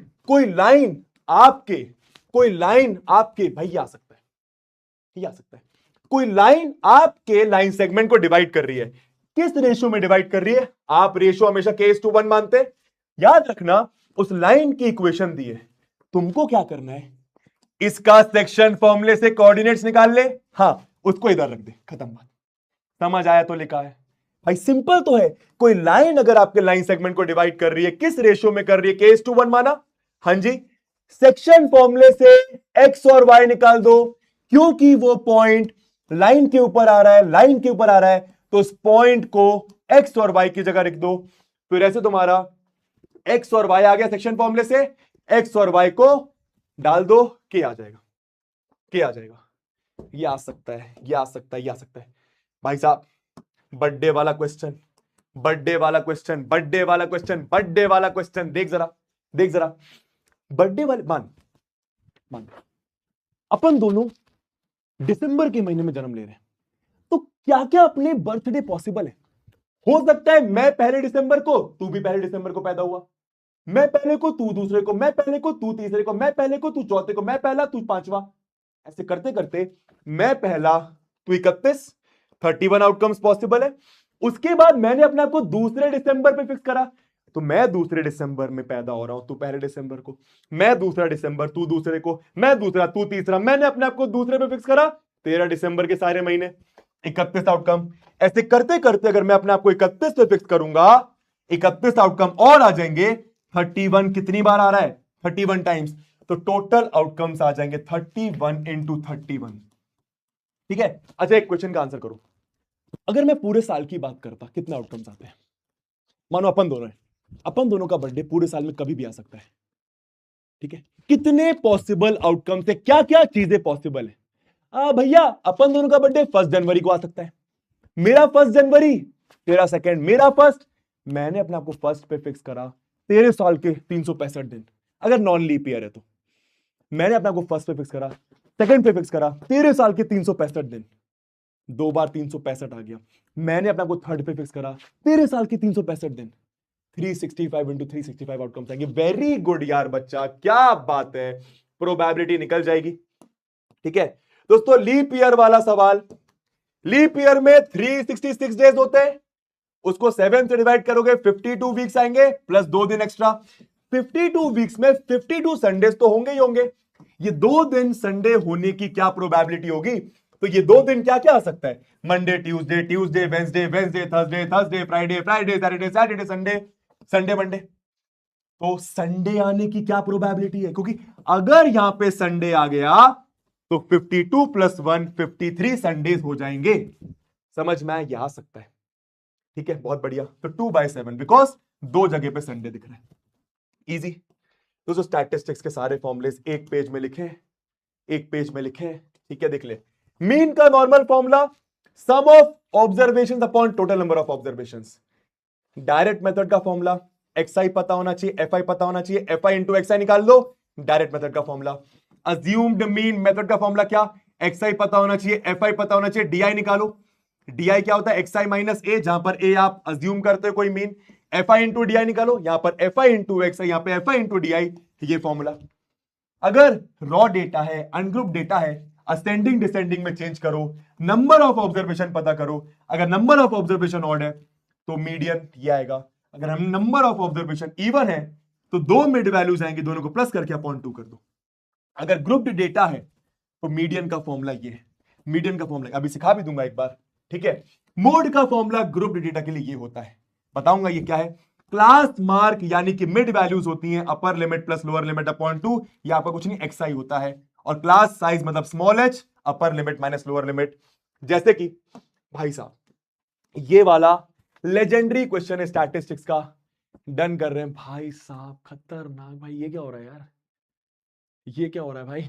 एनीवे ऑलमोस्ट एंड करने वाले दोस्तों, ये लेजेंडरी क्वेश्चन नोट कर ले। क्या होता है, दो फ्रीक्वेंसी की वैल्यू नहीं देते। अगर ब्लर दिख रहा है कोई बात नहीं, इमेजिन कर लेना। दो फ्रीक्वेंसी नहीं देते एक्स और वाई, तुमसे एक्स और वाई निकालने को बोलते हैं। ये क्वेश्चन तुम्हें एग्जाम में दिखाई दे सकता है, ठीक है। देते क्या है, मीडियन दे देते, एक्स और वाई की वैल्यू पूछते हैं। मीडियन की मदद से भाई 525 मीडियन है, 500 600 के बीच में आ रहा है, तो यही आपकी मीडियन क्लास। मैं जानता हूं ये ब्लर दिख रहा है, प्लस समझ जाना, ये आपकी मीडियन क्लास, समझ गए। तो मीडियन के फॉर्मूले से एक इक्वेशन आती है, और दूसरी इक्वेशन कैसे आती है, सबको प्लस करके, सबको प्लस करके दिया होता है। तो सबको प्लस करके दिया होता है। आई होप ये वाला हो जाएगा, हो जाएगा। डन है तो लिखो डन है। इंपॉर्टेंट क्या है, मीडियन के फॉर्मूले में ये जो सीएफ होता है ना, ये मीडियन क्लास के ऊपर वाला होता है, ये मीडियन क्लास के ऊपर वाला होता है। ये एफ मीडियन क्लास की frequency, L lower limit of the median class, H class size of the median class. Important क्या है, ये जो सीएफ है ये ऊपर वाली क्लास का, ऊपर वाली क्लास का लिया जाता है, ठीक है। मीडियन की मदद से मीडियन क्लास पता चलती है। एक इक्वेशन सबको प्लस करके दिया होता है। बहुत बढ़िया, डन, लेजेंडरी। दोस्तों एम्पेरिकल फॉर्मूला याद है सबको, एम्पेरिकल फॉर्मूला क्या होता है, एम्पेरिकल फॉर्मूला याद है सबको, mode equal to 3 median minus 2 mean, याद है। ये फॉर्मूले पर बेस्ड क्वेश्चन आ सकता है, ये फॉर्मूले पर बेस्ड क्वेश्चन आ सकता है। इस टाइप का क्वेश्चन तेरे को 1 मार्क्स में पूछा जा सकता है, क्या कि भाई मोड और मीडियन का डिफरेंस दिया है, तुम कुछ मत सोचो, तुम्हारे दिमाग में फॉर्मूला आना चाहिए। फॉर्मूला लिखा, फॉर्मूला लिखा, तुम्हें पूछा है मीडियन और मीन का रेशियो क्या होगा। अच्छा मीडियन और मीन पूछा है तो ये हटाना पड़ेगा, मीडियन मीन पूछा है ये हटाना पड़ेगा। कैसे हटेगा, जो दिया है उससे मोड की वैल्यू निकल रही है 24 प्लस मीडियन, सिंप्लीफाई करोगे आंसर आ जाएगा। एनीवे ये फॉर्मूला समझाने के लिए क्वेश्चन लेकर आया। नेक्स्ट भैया, अज्यूम्ड मीन मेथड कैसे लगाते हैं एक बार सीख लो जिसको नहीं आता। सबसे पहले क्लास इंटरवल लिखा, एक्सआई यानी कि मिड वैल्यूज कैसे निकालेंगे, 5 plus 0 5 upon two 2.5, 10 plus 5 15 upon two 7.5, 15 plus 10 25 upon two 12.5। Mid values निकाल ली जो कि आपके एक्सआई की वैल्यूज है, किसी भी एक को अज्यूम कर लिया वो मीन होगा। अब क्या निकालना है, एफ आई तो दिया हुआ है, डी आई कैसे निकालेंगे, एक्सआई माइनस ए, एक्सआई माइनस ए, एक्सआई माइनस ए, एक्सआई माइनस ए। बहुत बढ़िया, कैसे, 2.5 माइनस 12.5 माइनस 10, 7.5 माइनस 12.5, समझ गया, डी आई आ गया। बस F I into D I, F I into D I, F I into D I कर ले, sum of F I D I कर लेना, सम ऑफ एफ आई कर लेना, sum of F I D I, sum of F I. Formula तुम्हारे सामने तुम्हें दिखाई दे रहा है, ठीक है। दोस्तों मीडियन का फॉर्मूला क्या करना होता है, कुछ नहीं, क्यूमुलेटिव फ्रीक्वेंसी लिखना होता है 4, आराम से देख, 4 लिखा, अगला प्लस करा, 15 में 12 प्लस करा, 27 में ये प्लस करा, ये प्लस करा, ये। इंपॉर्टेंट क्या, मीडियन क्लास कैसे आती है, ये जो टोटल आता है तुम्हारा सबको प्लस करके जो 50 आता है उसको अपॉन 2 करो, उसको अपॉन 2 करो, जो भी आया, जो भी टोटल है, नंबर ऑफ ऑब्जर्वेशन को 2 से डिवाइड करो, 25 आया। 25 से जस्ट बड़ी क्यूमुलेटिव फ्रीक्वेंसी कौन सी, ये, तो यही आपकी मीडियन क्लास हो जाएगी। इसके ऊपर वाली को सीएफ लोगे, इसको एफ, ये लोअर लिमिट, फॉर्मूला तुमको पता ही है। नेक्स्ट, मोड कैसे निकालते हैं, मोड का फॉर्मूला देख देख, सिंपल है, जिस क्लास की सबसे बड़ी फ्रीक्वेंसी वो आपकी मॉडल क्लास, इस क्लास की फ्रीक्वेंसी को F1 बोलते हैं, इसके बाद वाली को F2, इसके पहले वाली को F0। फॉर्मूला तुम्हारे सामने, ठीक है, डन है, डन है, खत्म, खत्म, खत्म भैया, ठीक है, दैट्स इट। भाई साहब मेरे को लग रहा है मैं एमिनम बन चुका था 1 घंटे 20 मिनट के लिए। 1 घंटे 20 मिनट बोला था बच्चा, मैंने 1 घंटे 20 मिनट में खत्म कर दिया। मेरे को प्लीज ऑनेस्टली बता, मैं बहुत स्पीड में चला, ऑब्वियसली हम ऐसे नहीं पढ़ते हैं, बट 1 घंटा ही था हमारे पास सब कुछ कवर करने के लिए। आई ट्राइड माई बेस्ट कि सारे फॉर्मूले, सारे इंपॉर्टेंट क्वेश्चंस, थ्योरम्स का प्रूफ, सब कुछ तेरे को एक बार लास्ट बार दिखा के चले जाऊं। अगर मैंने पता है ये सेशन कैसे बनाया था, अगर मैं तेरी जगह होता मैं क्या करता, अगर मेरा एग्जाम होता तो मैं फॉर्मुलेस देखता फटाफट, इंपॉर्टेंट क्वेश्चन। अब लास्ट मोमेंट पे क्वेश्चन लगाने तो नहीं बैठता, कोई भी नहीं बैठता है। फटाफट सारे फॉर्मुलेस देखता, फटाफट थ्योरम का प्रूफ देखता, याद रखता कि हाँ ये ऐसे ऐसे हुआ था, ये वाला क्वेश्चन ऐसे हुआ, ये वाला क्वेश्चन ऐसे। मैंने वही करने की कोशिश करी है बच्चा। ठीक है, ठीक है, डन है भाई। वर्थ इट, सही में वर्थ इट था। देख मजाक नहीं यार, सही में वर्थ इट था कि नहीं यार, सही में वर्थ इट, वर्थ इट। अच्छा ये बाय द वे मैं टेलीग्राम में Praveen sir, Praveen sir, Praveen sir, मैं सर को बुला लेता हूं। सम एप्लीकेशन ऑफ ट्रिग्नोमेट्री, यार कुछ नहीं, ट्राइंगल देख के ट्रिग्नोमेट्री। ठीक है, ठीक है, ठीक है, हाँ जी, ठीक है, डन है, बहुत बढ़िया, ठीक है, हाँ जी, है ना। एक छोटा सा एक और चीज मुझे याद आ रहा है यार, वो भी देख ले, क्योंकि मेरे को एंड मोमेंट याद आ रहा है, वो भी देख ले यार बच्चा, है ना। एक और चीज देख ले, मान ऐसा है, ठीक है, बस डन है, डन है, मान ऐसा है, मान ऐसा है, ठीक है। ध्यान देना, ध्यान देना, सुनना ध्यान से, ये आ सकता है, ये आ सकता है, ठीक है। मान एक राइट एंगल ट्रायंगल, एक और चीज याद आ रही है, इसको भी देखते जा। एक राइट एंगल ट्रायंगल है, अगर कितने ट्रायंगल दिखाई दे रहे हैं तेरे को, कितने ट्रायंगल दिखाई दे रहे हैं तेरे को, ये भी 90, ये भी 90, ये भी 90, ये 90, तेरे को एक छोटा ये दिखाई दे रहा होगा, तेरे को एक छोटा है, और बड़े वाले को थर्ड बोल दे। ए बी सी को थर्ड वाला बोल दिया, ए बी डी को फर्स्ट वाला बोल दिया, और डी बी सी को सेकंड। याद रखना, याद रखना, बहुत इजी होता है फर्स्ट को सिमिलर करना थर्ड से, बहुत इजी, डबल ए से हो जाता है, तू करके देख सकता है। एक कॉमन एंगल होगा और दोनों 90, एक एक 90 होगा। जो सेकंड वाला होता है वो भी बड़े वाले के साथ सिमिलर करना बहुत इजी होता है। अब क्योंकि छोटा वाला बड़े वाले के साथ सिमिलर, छोटा वाला बड़े वाले के साथ सिमिलर, तो दोनों की मदद से आप फर्स्ट और सेकंड सिमिलर बोल सकते हैं। समझ में आया? इस पर बेस्ड भी क्वेश्चन आ जाता है भाई, देख लेना एक बार। ठीक है, ठीक है, मजा आ गया सर? ठीक है, ओके भैया, है ना। ठीक है, अब बस 5 मिनट तुमसे बातें कर लूं फिर निकलता हूं। बच्चा बोर्ड एग्जाम का टेंशन नहीं लेना बिल्कुल, ठीक है। मैं यहाँ पे लाइव पढ़ाने आया हूँ, इसका मतलब ये नहीं है कि भाई तेरे को बहुत ज्यादा डरना है। डन, डन है, ठीक है। मैं यहाँ पे लाइव पढ़ाने आया, इसका मतलब ये नहीं बहुत कोई बहुत बड़ी जंग लड़ने जा रहा है, ऐसा नहीं है। नॉर्मल सा एग्जाम है, मैं बस तेरी एंड मोमेंट तक हेल्प करना चाहता था, मैं तेरे साथ एंड मोमेंट तक रहना चाहता था, तेरे को ये बताना चाहता था कि भाई मेहनत करना कितना जरूरी होता है लाइफ में। और अगर तुम लोग सही में इस सेशन को देख रहे हो ना भाई, तुम सब लेजेंड्स हो यार, तुम सब लेजेंड्स हो, and I am very very very very very proud of you यार। हमारी जर्नी यहीं पर खत्म होती है क्लास 10th की, है ना। ये हमारे गोड सीरीज के लेक्चर थे, है ना। बस 2-5 मिनट लूंगा फिर मैं निकलता हूं।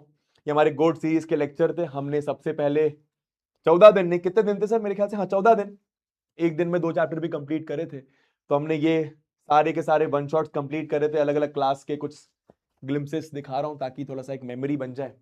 एंड उसके बाद फिर 11 तारीख से मैंने आपको डे 1, डे 2, डे 3 में कंप्लीट मैथ्स एक बार फिर से रिवाइज करवाया था, पढ़ाया भी था कहीं ना कहीं।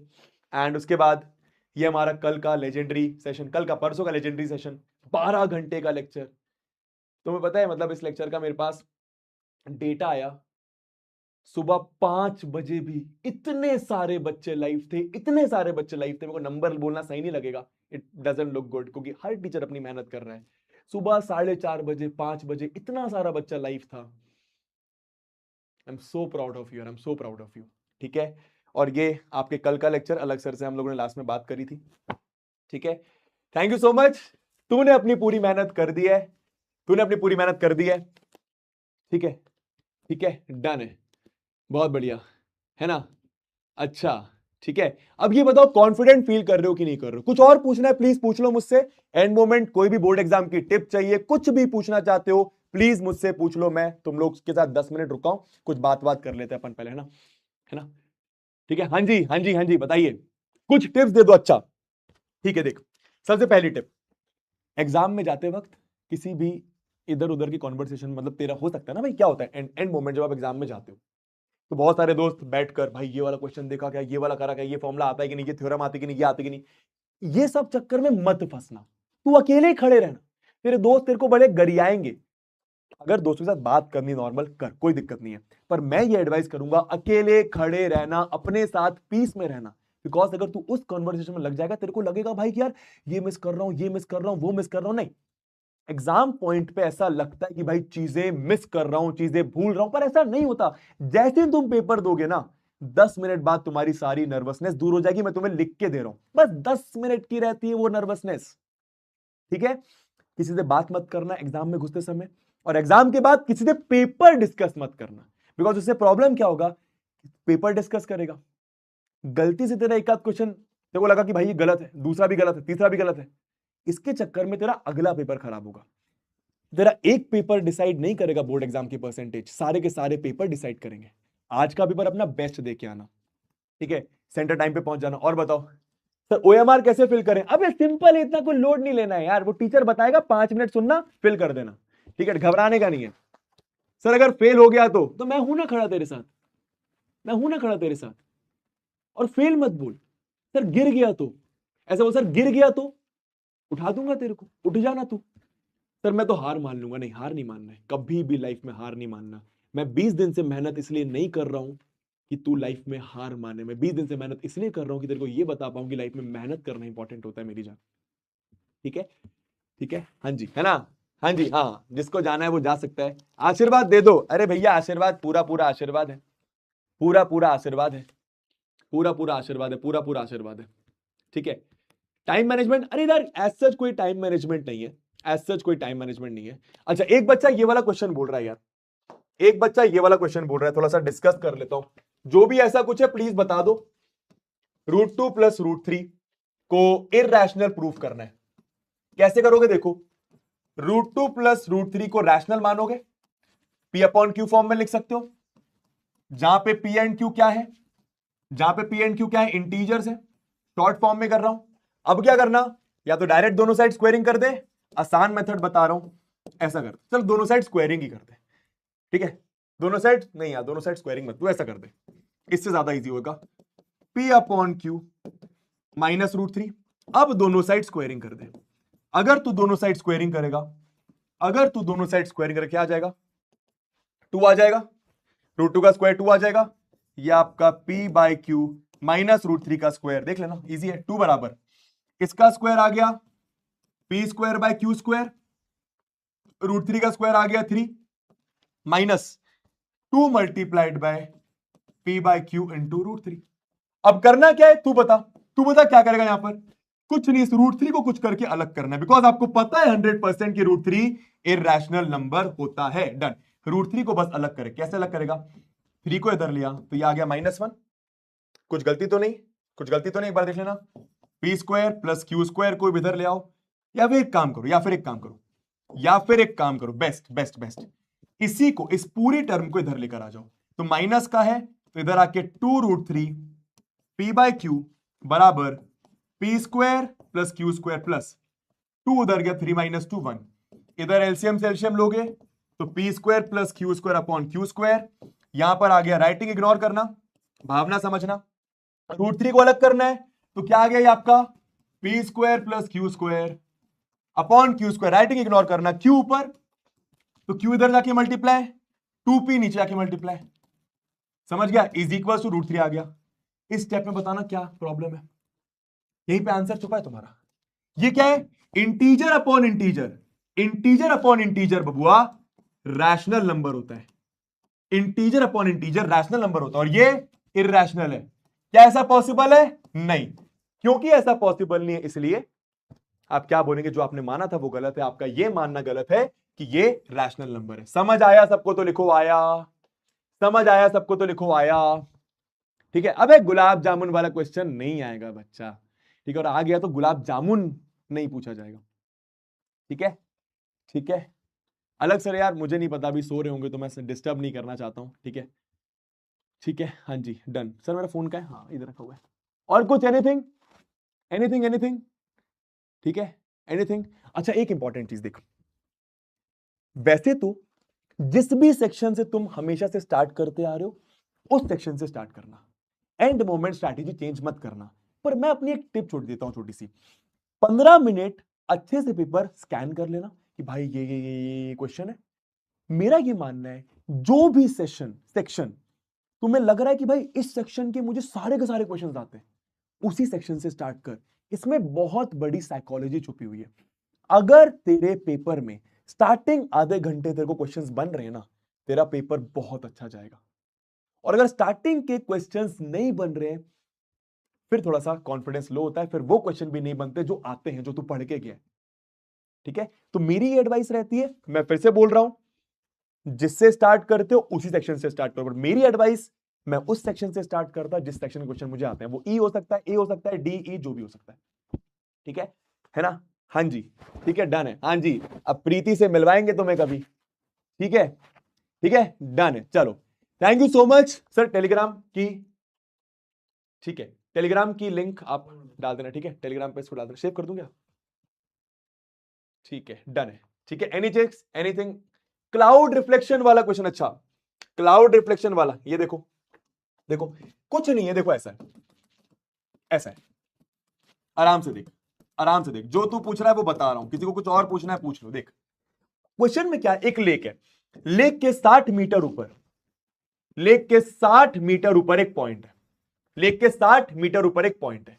यहां से तूने क्लाउड को देखा, यहां से तूने क्लाउड को देखा, तो यहां पर बनेगी हॉरिजॉन्टल लाइन, जहां से देखते हो वहां पर हॉरिजॉन्टल लाइन। ठीक है, यह एंगल ऑफ एलिवेशन मान 30 डिग्री दिया है।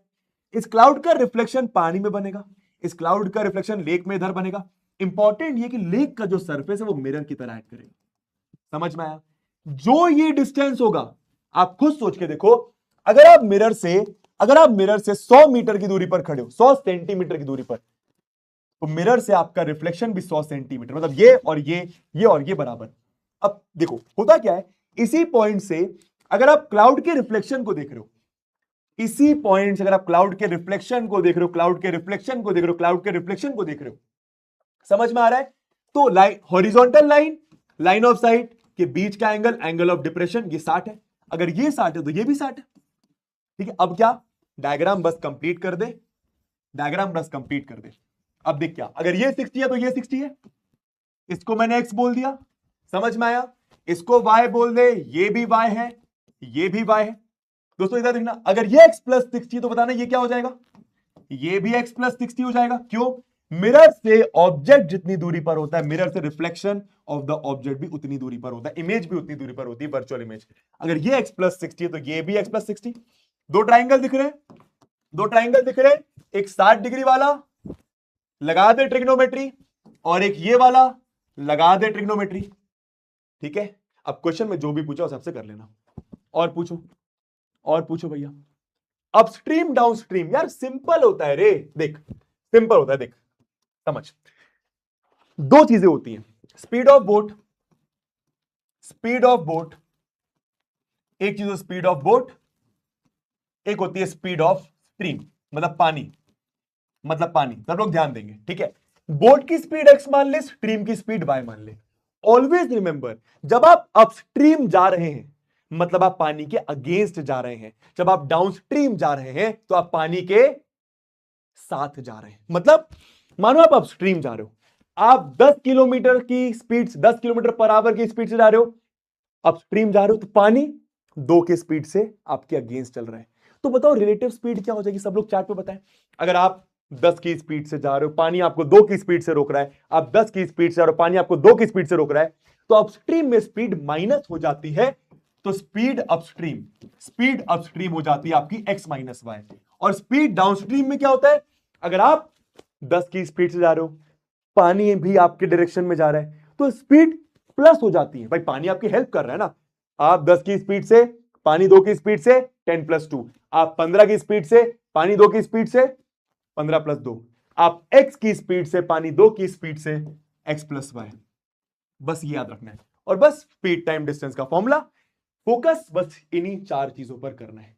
स्पीड अप स्ट्रीम में माइनस हो जाती है, बोट माइनस पानी की स्ट्रीम, डाउनस्ट्रीम में बोट प्लस पानी की स्ट्रीम। अब हो सकता है क्वेश्चन में इन दोनों में से किसी एक स्पीड को दिया हो, तो अकॉर्डिंगली कर लेना। और पूछो भैया, ठीक है, डन है, ठीक है, चलो डन है। बस यहीं पे एंड करते हैं क्वेश्चन का सिलसिला बच्चा, ठीक है? That's it from my side, है ना? अब अपना एग्जाम बस अच्छे से देके जाना, और मेरे को एक प्रॉमिस कर दो सब लोग, प्लीज प्लीज प्लीज एक प्रॉमिस कर दो यार। सब लोग करेंगे और जेन्युइनली करेंगे, तेरे दिल से नहीं आ रहा प्रॉमिस, प्लीज मत करना। तेरा पेपर मैं बता रहा हूं बहुत अच्छा जाने वाला है, बहुत खूबसूरत जाने वाला है। ये एग्जाम तेरे जिंदगी का सबसे बेस्ट एग्जाम होने वाला है।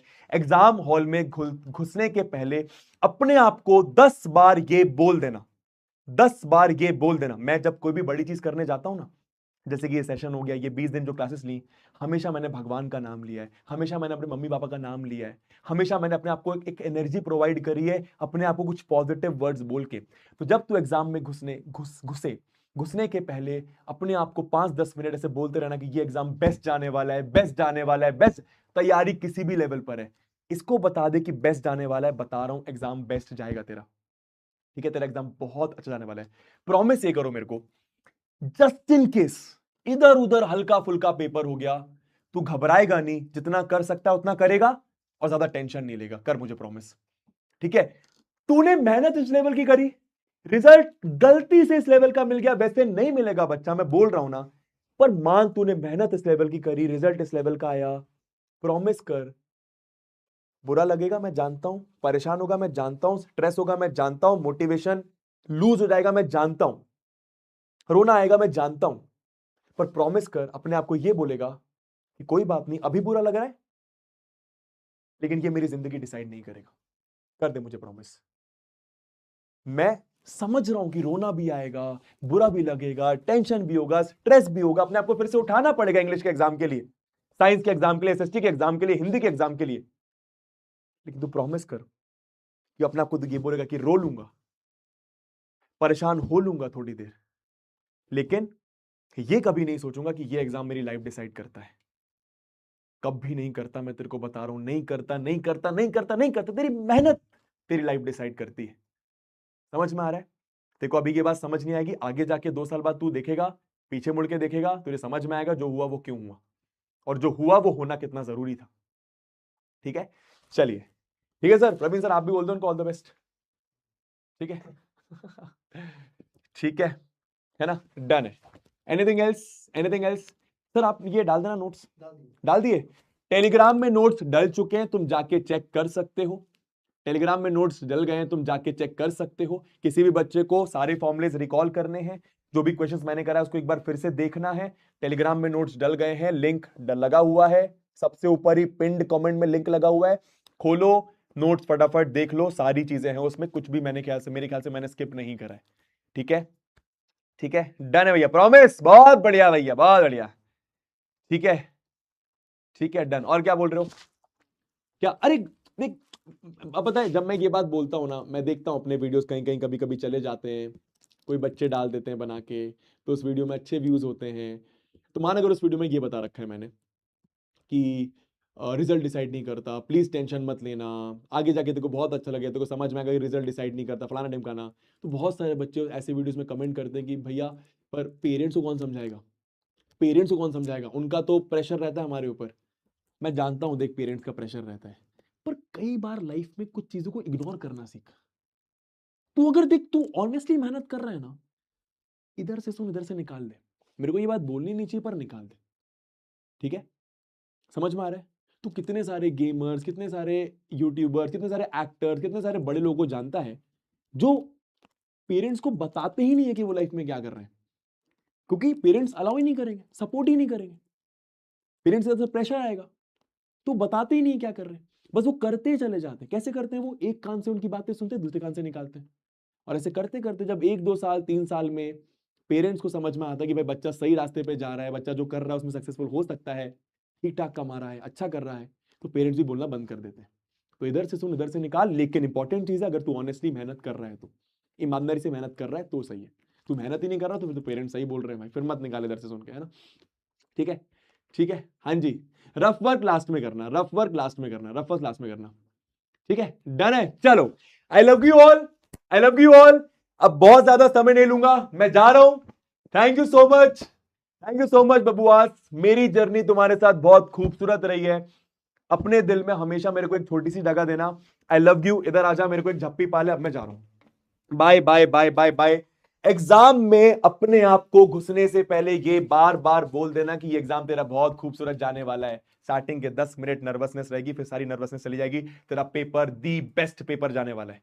I love you all, thank you so much. Ritik Mishra signing of.